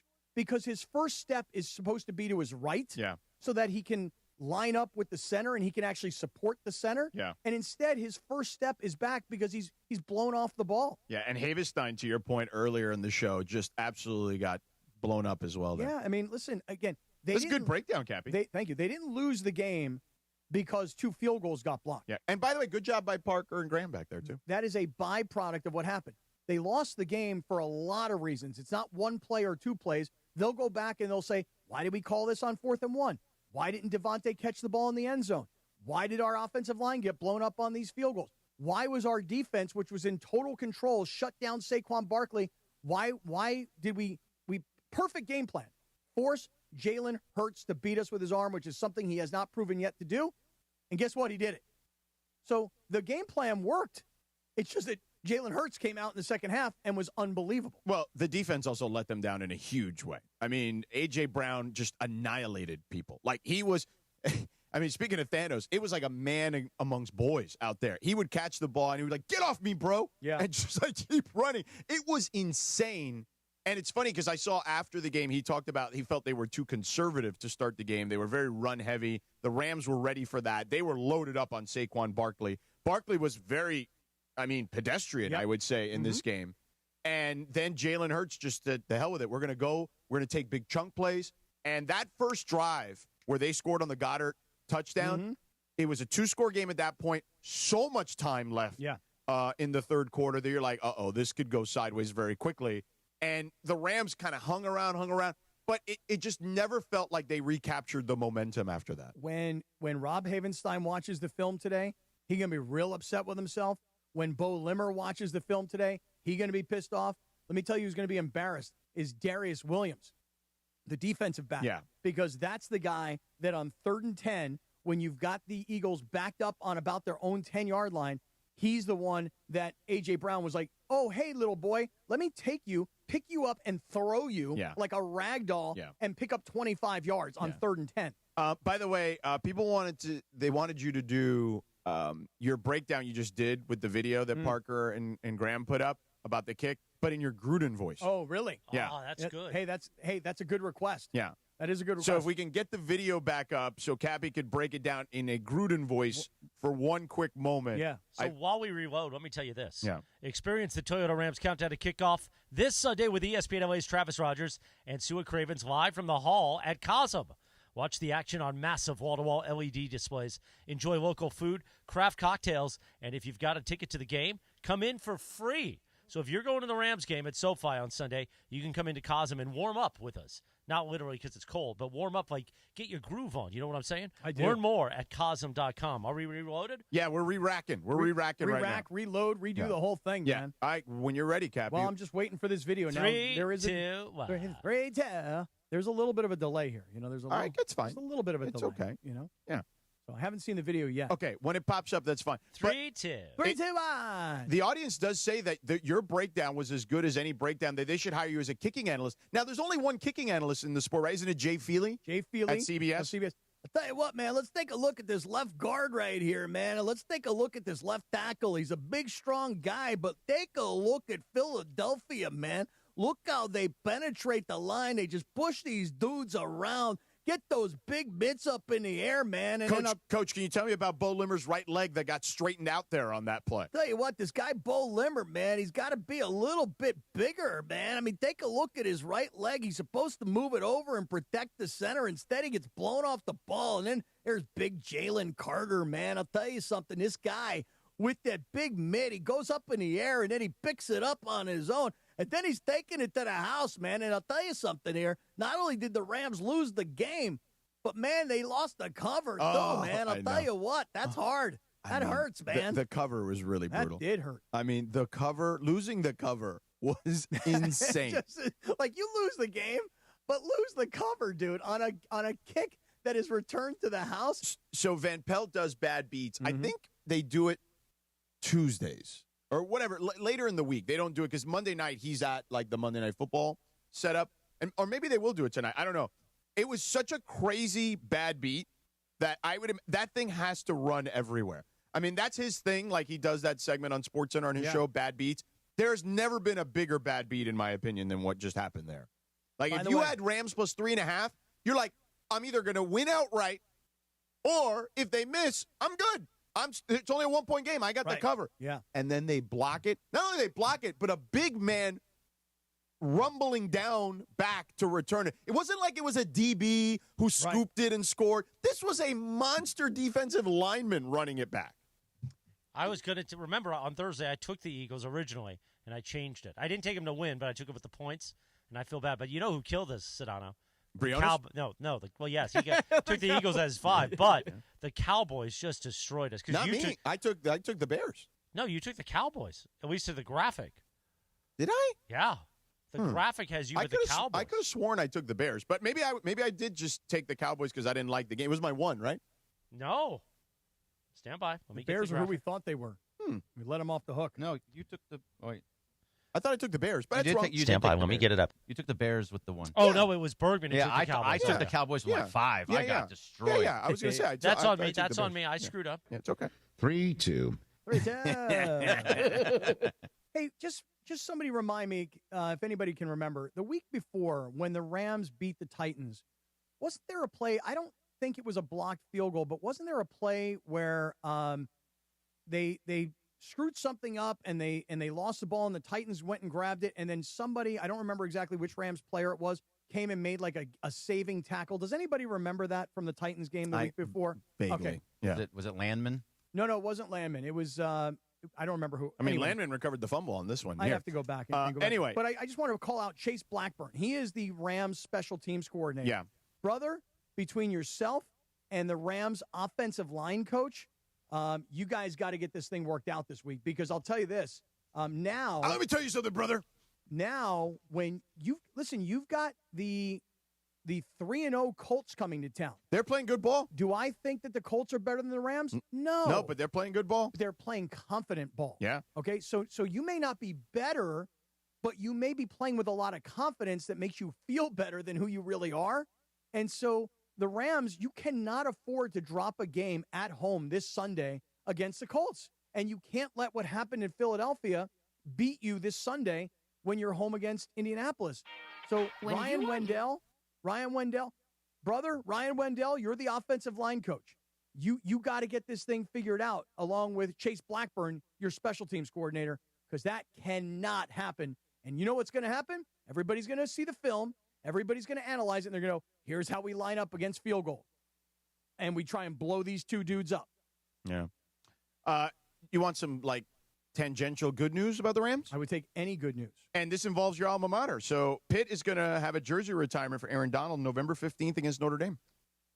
Oh, that's good. Yeah. That's really nice. You going to go to that? No. You should, considering you signed an autograph picture for Aaron Donald at one time. But yeah, you definitely got to be there for that. But I think November 14th is a Friday. Yeah. And I think. Right, because usually college football is played on Saturday. Right. Not always, but mostly. But yes. the Lakers play at New Orleans on Friday night. Oh, so you're going to be there for that? Oh, that's you and Trudell rooming up. Trudell has offered me half of his hotel room. Yeah, so he'll get 2 queens, right. and you can be in one bed. And that'll be us, 2 queens, yeah. in the room together.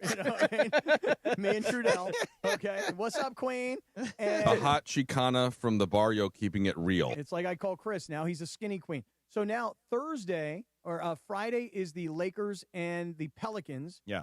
And Saturday, not that anybody cares about Pelican, this. fly. Right, Tulane versus Florida Atlantic. Yeah. Now the Owls. Yeah. I'm going to go try and see my daughter before she graduates at Tulane. Fair enough. Yeah. Now, where are the Raider fans? They were puffing their chest out here a couple weeks ago. Well, it was week 1 against New England, and we felt pretty good about ourselves. Yeah.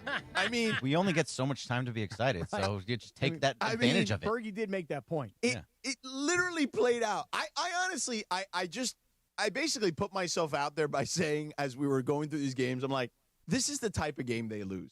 Marcus Mariota played for the Raiders. Jaden Daniels is not playing. They think they can go across the country and win this game. But the Commanders are actually a good team. It's not just Jaden Daniels, although Jaden Daniels is great. Dan Quinn and that crew there have built a really good team, and they smacked the Raiders right in the mouth, right in that puss. Okay? Got him in the puss, huh? Yeah. Yeah? Really? Yeah. In that sour puss. Yeah. That's what it feels like. I hate when that happens, you know, when you get a sour puss. Yeah. I mean, if you're a Raider fan, it does happen. Where are your expectations now? If you're a Raider fan, expectations are we're terrible, and we're not going to get better anytime soon, and hang on and support your coach and believe in your coach because that's who you've put your money into. The Raiders have gone out and they've hired themselves a big-time coach, a guy who has a Super Bowl championship and a second Super Bowl appearance, and a guy who, when he walks into a locker room, players believe in him. They know his history. So that's what you have to do because you got to hang on. Listen. How many Bears fans are going to be in Vegas next week? Probably a lot. Yeah. Listen, just to your point, I don't know if anybody was watching this Charger-Bronco game yesterday, which was a great win for the Chargers, to be sure. But did you notice that the place, SoFi, yesterday was just wall-to-wall orange on TV? Yeah. Did you notice that? I did. So, yeah, I would expect that a lot of Chicago fans would want to come out because the Bears aren't going to play at the Raiders very often. The Bears. But, and by the way, Greg, you ripped Caleb to shreds in our group text not that long ago. And, well, I still believe in that, too. The Dallas Cowboy defense is pretty bad. They made Russell Wilson look all-American. Okay. Like, he looked so good against the Cowboys. Caleb looked good against the Cowboys. I don't believe that. I need to see it again. Well, what are you going to do, George? Are you going to hype Caleb? I mean, Caleb Williams, I'm just saying, like, he was good yesterday against a terrible defense. He's making his, what, I don't know, 16th start, 17th start, 18th start, 19th start of his career, whatever it is. Like, he doesn't have a great team. They have a reset here with a new coach. They were able to run the ball yesterday, like for the first time this season. Yeah, because the defense is awful. Right, but they've played two really good defenses to start the season in Minnesota and Detroit, too. And next week he'll probably look good because he's playing a bad defense with the Raiders. That's right. Okay. But they're all going to get hyped, and as soon as he plays a real defense again, he's going to look awful. Yeah, I must tell you guys. But most quarterbacks in their first and second year look awful against good defenses. Yeah, well, Jaden Daniels didn't look awful last year. Not at all. Most quarterbacks, I said. Well, but that's the one he's going to be compared to. Caleb but was a number Jaden one Daniels pick. also has has had legit weapons, and a guy who coached him. Last year he had a guy who coached the team to the Super Bowl. Oh, look, previously in another stop. That is true, but Caleb Williams also did not go to a 1-16 team. He went to a team that was 7-10. Right, the year but before. it was a fake 7-10. Well, listen, fake or real. They won against a bunch of, if I recall correctly, and I'd have to look at the specific number. They won against a bunch of teams who were packing it in. They won against a bunch of teams who had like backup quarterbacks. Yeah, you go back and document it for us because I don't remember all the details I'll go back either. and look but it I'll up. tell you this. Yeah. Look, you knew that Caleb Williams in year one of his career was going to be playing for a guy that no one thought was a real NFL head coach and a guy by the name of Matt Eberflus. It was only going to take one season. Sounds like something you'd buy at IKEA. It sounds like something I would like stick in my nose when I need to like unstuff my nose. Right. Anybody got one of those Eberfluses? So all it took was it was going to take less than a year to get rid of a defensive coach and hire an offensive coach to accommodate Caleb's skill set. That's all. And now they've got Ben Johnson, who got his first career win as a head coach yesterday. And based on his resume in Detroit and what he did with Jared Goff and what he did with that offense, yeah, there's a much greter belief. But so far, I haven't seen it from Caleb. They were 4-8 that year. Okay. And then played, let me see. Who did they have here in this game? Yeah, they won down the stretch against a bunch of teams. Let me see. They beat Arizona. They beat Green Bay, who I don't believe was playing with Jordan Love in that game. And they beat Detroit, and I'd have to see who played in that game. The bottom line is is that Chicago had the first overall pick, and they were a 7-10 team. Right, but not a real 7-10 team. My point is they played a bunch of teams that were mailing it in at the end. So I'm just, listen, until I see Caleb Williams turn into what most of us thought he was going to be, right now, he's just a guy who happens to be in his second year and happened to play a really good game against the Cowboys, who lost their first 2 division games, as you point out, to the Vikings and to the Lions. And the Cowboys, we all know, based on giving up Micah to Green Bay, they're not what they once were on defense. By the way, how good is Sunday night going to be? By the way, we're going to be watching it together because we're both going to Rams, right? Rams, Colts Sunday. So then we'll watch Sunday Night Football at the Dog downstairs. What is the Packers-Cowboys? Ooh, there were 400 promos last night during the game. You didn't see any of them? No, I don't remember. Okay. Yeah, I don't remember. They did like a whole trailer promo. Yeah, but, it was amazing. Let me just tell you something. Last night's Giants game against Kansas City was so utterly boring. They beat – so I'm looking it back here. They beat Arizona. That was the year Kyler Murray was hurt and came back like late in the season. So like Kyler wasn't even Kyler yet at that point when they beat him. I'm just making the point that they had 7 wins. But not really. Like again. Okay. So wait, so the wins where it says 7, that's not real? Yes, but again, you're playing Kyler Murray coming off a catastrophic injury, thrusting himself into the late in the season just to get some reps. So what are you saying? They weren't good. They're not good. Is Caleb Williams the best quarterback in the NFL? No. Is Caleb Williams a generational talent? No, but he might be. Like, John Elway lined up under the guard one time instead of the center. And Peyton Manning's first game was a disaster. Peyton Manning's first season, he threw 31 interceptions. Right. So, look, what are we arguing about? I'm trying to remember where this all started. Well, it was with Greg saying that he thinks Caleb stinks, and I don't think he stinks. I just think he's finally got, in theory, a coach that knows offense. And they're starting over to build a real team around him. All right, Greg, from now on, do not say that Caleb Williams stinks. No, he can say as much Well, as he went to wants. USC, so you can't say anything bad against USC. I don't care about USC like that. I want you to say Caleb Williams has stunk. Has stunk. Okay, so do it in the past. Right. Then. And then let's see what happens into the future. Say he tense stinks. Matters. I'm just saying I don't think it's fair that we're judging a kid off a guy, who his head coach was a guy we thought, was a couch at IKEA.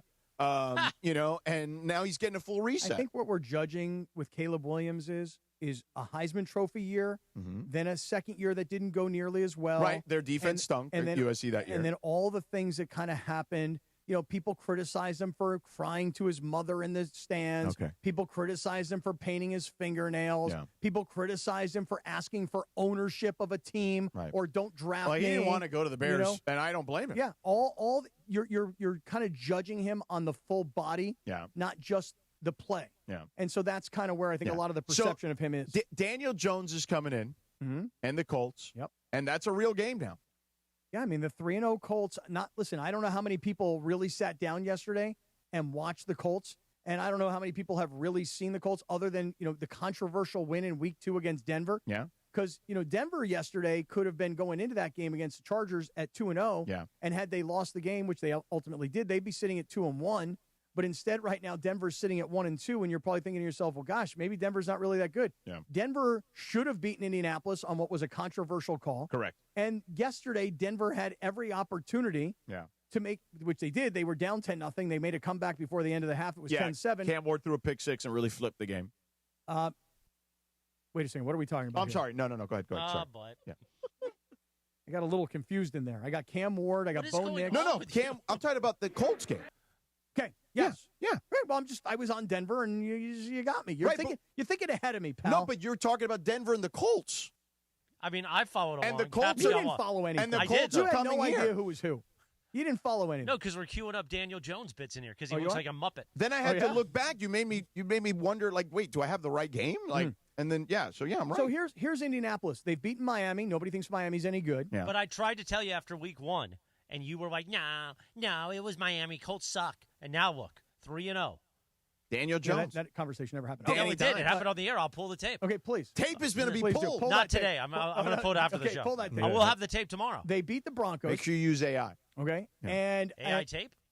Yes. And listen, they beat the Titans yesterday. Right. So they're 3-0. And the one win that I think you'd really hang your hat on right now if you're Indianapolis is Denver, which, again, controversial finish to the game. I think that was a nonsense call, but neither here nor there. But if you're the Rams, you lose that game yesterday. I believe it was a devastating loss. I have no idea what happened after. With the Rams, when the Rams get done with a game, you're accustomed to going to social media, and you're waiting to see McVay. Hey, bring it up. Yeah. Hey, game ball for this guy, game ball for that guy. Great job, everybody. Yeah. Not yesterday. You didn't see any of that post-game stuff, and you have no idea what the flight was like because, it's a cross-country flight. That's rough. Where you've just lost this game. That's a quiet flight. It is a very quiet flight. You got to flush that game. Yeah. Get rid of it. Yeah. Fix a couple of little things. Flush it down that toilet. That's right. Flush that. Bam. Get rid of it. And then you got to get ready for Like you Indianapolis this morning. Sunday. Oh, I was flushing hardcore this morning. George, what do you make of Penix getting benched? I mean, again, another young quarterback. Raheem's in trouble. Come on, that's not good. I mean, listen, you're trying to win the game. You play to win the game. Yeah, but you can't let the Panthers beat you like that. Beat them down. I get it, but the Panthers, Dave Canales he's been a good offensive coach in his career, and I think he's made Bryce look competent. We saw it at the end of the year last year. They drafted Teteroa McMillan from Arizona, who's going to be a legit number one wide receiver threat in this league, I think, for a long time. Like the Panthers are not. They're not a pushover like they were the first 12 games last year. So I did not see any of the Panthers-Falcons game. That was like one of the couple of games yesterday, like Saints-Seahawks was something I got very, very little of. Saints are a really, really, really bad team. Right. And so Falcons-Panthers was not something that I spent any time on yesterday. How about Vikings? A little bit, only because I'm interested in, what's going on with Kevin O'Connell, their head coach. So after the game, Kevin O'Connell, we mentioned McVay in the postgame. Kevin O'Connell did his best post-game McVay impersonation. Let's play the tape. I can't wait to watch this team get to play a football game next week. And thank God we get one a week. All right, because I'd go nuts if we didn't. Somebody's going to need to check on me at the bye week. All right, I can't wait to watch you guys play football next week. We go back to work. Sounds a little McVay-ish. It does sound McVay-ish, he yeah. got a master's degree in football working with Sean McVay here with the Rams. And look, I think you said Raheem's in trouble. I mean, we'll see. I mean, I don't know. I mean, I think Michael Penix looked overwhelmed, and you just say, kid, today's not your day. Let's just let Kirk go out there and finish this game out. Which he did, and then it'll be interesting to see. Is Kirk Cousins going to get another opportunity to start? And was Michael Penix rushed into playing too early?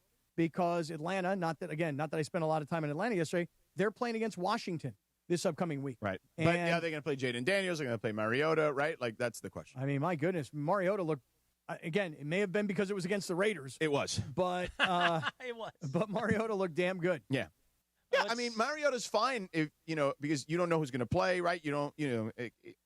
I think the problem with the backup quarterback is when you have to play him multiple times. That's usually the issue. Right, and that's what I was saying earlier. It's Sam Darnold was a guy who other teams wanted in free agency as a starter. Right. That's what happens when you go 14-3 for a team. Yeah. Regardless of what happens in the postseason, Mariota is not a guy that anybody's ever going to be looking at going, you know what? Free agency, $25 million a year, go sign that guy. Yeah. Not happening. Well, listen. Sammy played a pretty good game yesterday against John Waite? It's the same song. I just queued it back against up. the Saints. He had a nice, efficient game. 9:41, good morning. Monday morning with the Sedano and Kap Morning Show, YouTube only hour and on the app. We'll take a 2-minute timeout, but first let me tell you, soccer fans, this one's for you. It's the Soccer Dream Ticket presented by San Antonio Cardinal. Your chance to win an unforgettable trip for two. We're talking 2 tickets to the final match, plus hotel and round-trip flights. Enter for your chance to win at SoccerDreamTicket.com.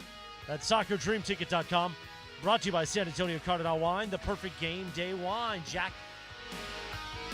Back in 2 minutes right here, the Sedano and Kap Morning Show on a Monday. 2 and 2, 2 and 2.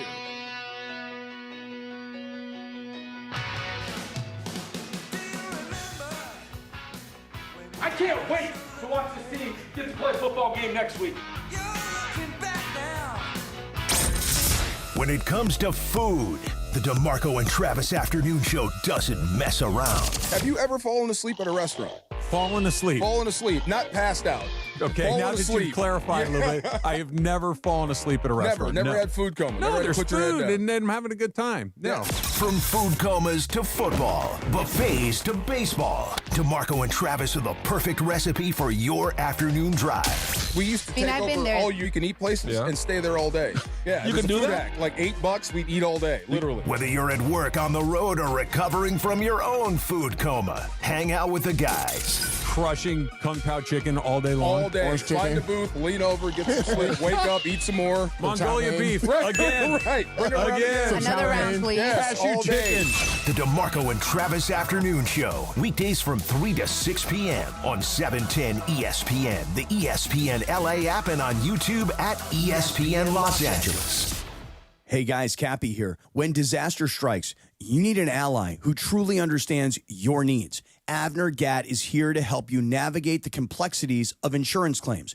Are you feeling abandoned because your home is unlivable and your insurance company isn't cooperating? Or perhaps you're being pressured to use a contractor with poor reviews. You've been loyal to your insurance company for over 20 years, yet now they treat you like an outsider. Avner Gatt knows how to turn the tables. We protect homeowners from the games and fine print that insurance companies are known for, and we cover all of Southern California, ensuring your voice is heard and your home is restored. Visit AvnerGatt.com or call 818-917-5256. Avner and his family personally take your calls with 5-star ratings from Yelp, Google, and the Better Business Bureau. Don't let your insurance company dictate your future. Avner Gatt is here to help. Visit AvnerGatt.com or call 818-917-5256. Avner Gatt, your claim, our game. 710 ESPN is giving you a chance to win $1 million. $1 Million Mondays. $1 Million Mondays are back. Presented by Pachanga Resort Casino. Listen every Monday during football season To the Sedano and Kap Morning Show, Mason and Ireland, and the DeMarco and Travis Afternoon Show. All you have to do is make a super prediction. And you can win $1 million. $1 Million Mondays presented by Pachanga Resort Casino. Play your perfect combination at Pachanga Resort Casino. The Sedano and Kap Morning Show.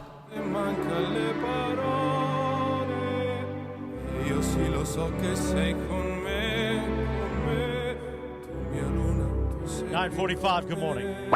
Sedano and Kap Morning Show. Happy birthday. Turned 66 years old today, the legendary Andrea Bocelli. Anybody ever seen Bocelli in concert? I have not. I mean, I've seen the concerts like on TV. Yeah, I've never seen him in person. So I went to see him a couple of years ago. Yeah. Did he you see cry? you? Oh, come on, Lindsay. Wow, Lindsay. Lindsay. Wow. I just heard that joke today for the first time when Jorge told it, okay? No, but that was off the air. Hold on. That was off the air. What? It's a joke. It's a joke. That's how you roll. All right. Wow. All right. I didn't air Chivato. Give me a That's break. exactly. I It's didn't- not that serious. I didn't air Jorge It's out like earlier. people talking about if Stevie Wonder's really blind, you know? Like, come on. Wow. I'll air him out too then. Hey, Shaq said he isn't. I mean, You're like, just thinking it deeper and deeper. I feel like we should just play some Andrea, but let's cleanse the palate a Yeah, little bit yeah. after that one. Dang, I didn't know that you guys were so sensitive all of a sudden. Wow. You, man. You guys of all people. Wow. Look at that. I swear to you, though, I went to see Bocelli at a concert. Not that I'm a fan of his at all, but my parents were visiting. So you took And Charlie so- and Charlie and my mom, Sheila. Sheila, yeah. And they were like, and I was like, hey guys, tonight, I know Bocelli's playing. You guys want to go to the concert? They're like, okay. And the only song I know is this one. Yeah, 'cause- yeah. And I only know it from Step Brothers. Yeah. You know? Oh, I know it from The Sopranos. Right. They use it in The Sopranos. Oh, yeah? I mean, I would never know Bocelli's. And then he came walking out on stage, and somebody was accompanying him walking on stage. I'm like, what's that person doing? They're like, well, he's blind. I'm like, what? I didn't know that. Like, I knew nothing about him. Bocelli Yeah. other than Step Brothers. That was it. By the way, we also have How uncultured do you have to be to not know who this guy is and only think about it from Step Brothers? Cap, I didn't know any of that either, so it's okay. Oh, it's so funny. so we have salmon sperm facial masks. Whoa. Salmon, sperm, facial mask. Because we did the story last week. Yeah. Were you here for that, Sedano, or was that a... No, yeah. I was Yeah. the one that sent it in the group text. Oh, that's right. Yeah. So the salmon sperm facial masks, we are going to do them when you guys are back in studio together, because tomorrow Cappy has the day off for the Hebraic holiday. No, I don't Oh, have no, the day Bergman off. has the day off. I have the day off tomorrow. But you're going to be in South-South tomorrow. Yeah, well, tonight is the start of the Jewish New Year. So you're back at South tomorrow? Rosh Hashanah. So Which tonight, means now Let's Sedano not is the not fuck- going to be Definitely going to stay home tomorrow. Yeah. You staying home for the holiday tomorrow? Me too. Yeah, Yeah. you are? Yeah. I was trying to... When are you coming back here? Thursday. But, you know, the thing is, it always comes back to what you said to me, which is know the calendar, bro. Yeah. Okay? So this thing has been... So here's the best part. So Oh, he- your calendar. Yes. So he texts me on Friday. Yeah. Hey, really enjoyed the show today. Happy birthday. Love you, bro. By the way, At this point, he has said amazing. He said, I will say this about Cappy. He said some amazing things on Friday about me and our friendship. He posted a picture of us on Instagram. So he's done a lot. Then he followed up with a text in the afternoon, which I thought was very nice. Yeah.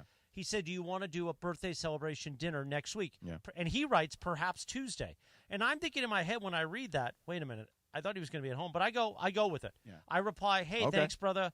Love you, bro. Let's definitely do Tuesday night after the show. He basically replies back, going to be home Tuesday. That's all he says. So I go, how about Monday or Wednesday? No, south. So I'm like, wait a minute. You invited me to a birthday dinner, and now you're not available at all. That's his bit. I'll invite you to let's do dinner on Tuesday, but actually I'm not going to be around at all. So we can't do dinner. I thought it was a funny bit. Yeah. Here's why. Yeah. Chris, what an angel of a guy, right? Last year, for my birthday, he said to me, I've got you this amazing birthday gift for you. You know what? You're going to bring this up. I almost died. That's why we didn't do it. I was dying all in the fall. Now we know. Now that's your excuse. You were dying. I mean, Sorry, he was dying. That's your excuse. Yeah. You were dying. I mean, no excuse. You could have on your deathbed. I mean, Friday night at the family dinner, my mother literally recounted on that Saturday night between the 2 weeks in the hospital where the neurologist came to her and my father and basically said, he's gone. Prepare yourself. So, yeah, I think I have a pretty good excuse on that one. But at some point, even when you were gone, you couldn't have just woken up for just a second and said, hey, don't forget. I have dinner. I told Cap that I was getting him these shirts that were going to be. No, I said one shirt. I'm paying for one shirt. If you want to buy another shirt, knock yourself out. No, I thought you said I had a full wardrobe coming. That's what I thought I heard. Anyway. I thought I heard. Yeah. Anyway, so I don't know the calendar, bro, right? Yeah. So this is what you always say to me, George. You're like, dude, get to know the calendar. Know the calendar, bro. So I looked at the calendar. I'm like, wait a second. It's the beginning of the Jewish New Year, Rosh Hashanah. Yeah. Which is where Lashana Tova, by the way. Hey, thank you so much. So we're not blowing the shofar together tomorrow? I will be blowing the shofar, or at least listening to somebody blow the shofar. Do you have a shofar at home? I do not. Oh. I'm thought you did. shofarless. No, I am shofarless. Now I got to try to rally a shofar in 24 hours? No problem. I'm sure Walrus and Encino can easily get us a shofar. No problem at all. So should we have Walrus in studio? Oh, no, he's probably got to work. Most of us usually take the day off, but because I didn't know the calendar, I didn't take tomorrow off. Isn't he a teacher? Yeah. Couldn't some schools don't have school. Maybe in the Valley, maybe. Yeah. Now, next Thursday, I looked ahead. I'm looking for a shofar. I looked ahead, George. I looked ahead on the calendar. Next Thursday, that's the day where the Hebrew brother really does his thing. Yeah. Okay? Yom Kippur. Yeah. Now, Bergman That's the here, Day of Atonement. Right. Now, Bergman here and I are having an argument because Bergman is taking off tomorrow for Rosh Hashanah. Yeah. But he's not taking off next Thursday for Yom Kippur. The bigger the high holidays, I decided not to. It's unbelievable. This guy is out Hebrewing me tomorrow. And then not out Hebrewing you on and then next I'm going week. to crush you next week. You are going to crush me. But this week, I got you. Now, are you going to blow the shofar tomorrow? Me? No. I don't understand all you people not partaking in blowing the shofar. Well, nobody really does that. It's usually the guy who's at the synagogue who does that. Yeah. The It's not cantor like a usually, thing like done someone- at the house. Yeah. I've done it. Okay. Not even Jewish, and I've done it. All right. Bergman. Yeah. While we've got you talking. What's that even mean? Well, I'm just saying. Well, we got him we're in the talking. middle of a conversation. While we're breaking down Jewish religion. You're Jewish. No, Judaism on the ones. We don't, it's not about Judaism, but I did feel like we'd be remiss if we didn't bring this up at least here today. I'm sure you talked about it on the Blue Review. The Dodgers. Yeah, the Dodgers. Clayton Kershaw's last start at Dodger Stadium in the regular season, at the very least. Emotional. Yeah, But it was. So I went back and watched it, and it was awesome. Yeah. Like, it was really cool to watch. I thought the entire thing was fantastic.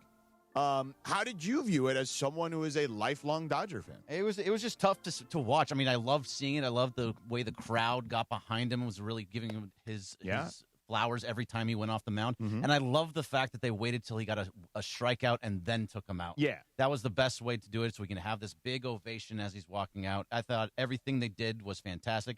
It's just bittersweet. Everything that he's done I for love this that team. Dieter played Bittersweet Symphony, too. Right, yeah. Interestingly enough, as he walked off the mound. Did you get that or I no? did not. Yeah. No. I could tell right away. Dieter's amazing at that stuff. Yeah. I did not get it. Yeah. I thought it was like, I couldn't believe. It's so funny because in my head, that's what I was thinking. I was like, oh, man, that song would be cool if they played it. And then he played it. And I was Right like, on oh, cue. my God, What's this the guy's song amazing. called? Bittersweet Symphony. It's Can you just give me a a- can you- bittersweet You don't know that? symphony that's You'll know high. it. You'll know it when you hear it. Well, I may know it. It was a big song for a while. Based on that, I don't know it, but if you played it for me, I might know it. I'm playing it. Stand by. Oh, yeah, that I know. That Oh, I you know. just need that one little bit, right? That I knew. This was in Cruel Intentions. Yeah, now I got it. At the end of the movie. When Reese Witherspoon was driving away in Ryan Filippi's old car. Yeah. Oh, Ryan Filippity. But yeah, it was just in a really bittersweet moment because he's meant so much to this team and he's meant so much to this city that to see him have his final I mean, you've start seen in him Los grow Angeles. up. Yep. It was not bittersweet for me. I had him for more than 5.5 strikeouts. Listen, we have seen him grow up and give out a lot of post-game home runs. Oh, wow. Stop. Don't be Wow. mean. Jeez. You're not alone. It's not the time. You're not alone. There's a lot of people that have a ton of criticism. Good riddance. For Clayton Usually Kershaw's all in career. San Diego. No, I was thinking more like I heard a lot here. From locally. And you know what? And the year they won the title, right? Like he had some good. I think in 2020 he won twice in the World Series. He pitched well, and I think that was kind of some real validation considering the postseason issues he's had. By the way, Greg Maddux is one of the greatest pitchers of all time, and he has a under 500 record in the playoffs and an ERA that's at least a full run, if not more, a run and a half higher in the playoffs. You're playing against the best guys. And I was talking about this on Friday. The other thing, the difference between a guy like Greg Maddux or a guy like Roger Clemens and the difference between them and Clayton Kershaw, one team, one uniform the entire way through. So you're not just a baseball future Hall of Famer. You're a Dodger legend. You're an all-time Dodger legend. No doubt, dude. And is there criticism to go along the way? Is there a 500 record? Yeah, is there a 500 record in the postseason? Are there memorable home runs that you gave up in the postseason? Did you let a fan base down at times because everybody had such high expectations for you? Yes, all of that is true. The guy deserves his flowers, and I don't usually give out flowers. But he's one of the greatest pitchers of all time. That's right. In the regular season, he's near the top. You would make my the case. issue with him is always being called the greatest Dodger pitcher of all time, which I don't think he is. Okay, well, that's I mean, for you. it really depends on how you like. It's because of the longevity. I mean, That's Sandy fine. Koufax is probably the best, but it was over a short period of time. I would So also that's talk why about people go with it for Kershaw. And Oral Hershiser's 1988 season. Yeah, I know you love Oral. Yeah, I love Oral. Yeah, I love it was Oral. one You season. love Like Oral. he was great. He was great, but He's Kershaw a is known bulldog. as better. It's one season. Number 55, the what a Bulldog. drop. I love Oral. What a great drop. What a great And drop. by the way, not to bring up Cleveland because Lindsay already does that enough. He went on after the Dodgers parted ways. He had a good run with the brilliant Indians. 1995 season. Yeah. Who else here loves Oral? Enough, Cappy. Enough. No, I mean, like Travis loves him. I know that. Travis loves Oral. Yeah, the Browns. Who doesn't love Oral? That's the thing. Hershiser's the best. It's time at 9:55 That's it, we're done on here? your Monday. No, you're not done. It's You time got to for do your dealer's the choice. Dealer's Choice Real Deal, brought to you by Seller's Advantage. Want to sell your house? Before you call an agent, call Seller's Advantage. They'll buy it as is with a competitive cash offer. 3-2. 3-2. No repairs needed. They make selling easy. Call 866. Excuse me. Call 888-390-AS-IS. That's 888-390-AS-IS for a no-obligation offer. Or visit sellersadvantage.com. DRE 0196-1658. 3-2. 3-2. So I don't want to air out people who tell really distasteful jokes, and I'm not going to do it. Oh, yeah, like you've never done that, Cap, huh? As we're talking about Come Hershiser. on. I'm not going to air out people who tell me really distasteful jokes. Somebody told me a joke, 3-2. and I thought it was so distasteful that I wouldn't even say it on the air. It's not that one I told you this morning, right? No, it's not Okay. that one. It's something that somebody else here told me earlier, and I'll tell you what he said or she said, but I just thought it was. I don't want to air them out by name. It was on the injury to the Charger running back who blew out his Achilles. This is the same guy that blew out an eye. And somebody said to me, well, good news for him is he only saw half the injury. And I was like, that's rude. It's just impolite, and it's rude, and it's distasteful. So I'm not going to say who said it. But you know who you are, and that's wrong. I thought his eye was better, and that's why he was playing. Well, that was the attempt at humor. Oh, okay. Is what it was. Was it you? Was it your joke? It was. I don't want to say who said it, but it was really bad. You really said that? I didn't say that. Somebody else here said it. Jesus, sound like he's blind. I did have a problem this morning on my way here. I did barely make it. You guys know the term hostel. This can't be an every Monday bit. No, it's not an every Monday bit. It's an every time I have to drive up early in the morning. In the afternoons when I drove up, it was no problem. I've already evacuated. You know what I mean? But in the morning, you need to get up like 30 minutes earlier then and evacuate before you leave home. I'm hanging on for dear life. But the problem is you now want to do this bit where you pick me up from the train station and we ride in together. I like picking you up in the morning. That I know you do because you now are. I didn't bring it up. You offered. I don't mind taking the train if it means you can get here quicker. No, your travel bothers me. The train from Anaheim at 5:36, the arrival at Union Station at like 6:38. 6:20. The train from Union Station. The subway. The subway. Why that does you it take. bother you? I enjoy it because I get to walk. It sounds like such a horrible commute. Horrible. It's from your car to the train, from the train to the subway, from the subway walking the streets, and then you get here like 2 minutes before we go on the air. I get here 10 minutes before. But then you also have to evacuate. No, not usually. No, I've No? already evacuated. Oh, when you have. I evacuate in the 4 a.m. hour. Oh, Usually. 4 a.m. hour. My body. But here's the thing, and I said this on Friday because I almost died 9:58. During the period before I went into the ER, my uncle was trying to get me to walk more to see what was going on, and I could barely walk 10 feet without being out of breath, and something was very wrong. So I told myself, if I ever can get back to normal, I'll never complain about walking or anything. So now I climb all the stairs at Union Station. I don't take escalators because guess what? I don't. So I love walking. I love taking the train. So Cappy, don't feel obligated. No, I don't feel obligated. Maybe I like you need it. to get here earlier so you can evacuate. I like picking you up on Monday mornings. I like our drive up together. I think it's fun. Hey. But when you have a giant Jersey Mike's Philly cheesesteak on Sunday, Mike's style, by the way. and Mike's way. Mike's way, by Monday morning there will be a massive evacuation. Why don't you That is take what some happened. Metamucil on Sunday night so it pushes out earlier? Well, the first thing I do is I drink an Athletic Greens in the morning. I saw a bunch of Athletic Greens machines at the airports. No way. They have machines? What, where you get packets or they actually have it And all they have mixed? some pre-made, yeah. Really? Yeah. They got them at Costco now. Yeah. That's why it kills me. They don't need guys like me anymore to advertise Hey, for 'em. shouts out to Jonas, who has a crush on me. He knows what I'm talking about. All right. I'm pointing at the camera here. Okay. 9:59. Good morning. That's our Monday show. It is a final. Thanks for spending part of your morning with us. We'll see you tomorrow morning, 7 a.m.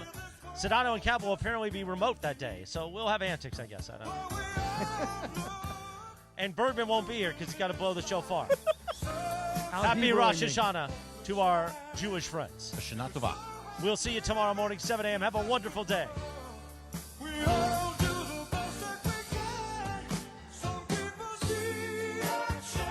Karma Brands Radio Station.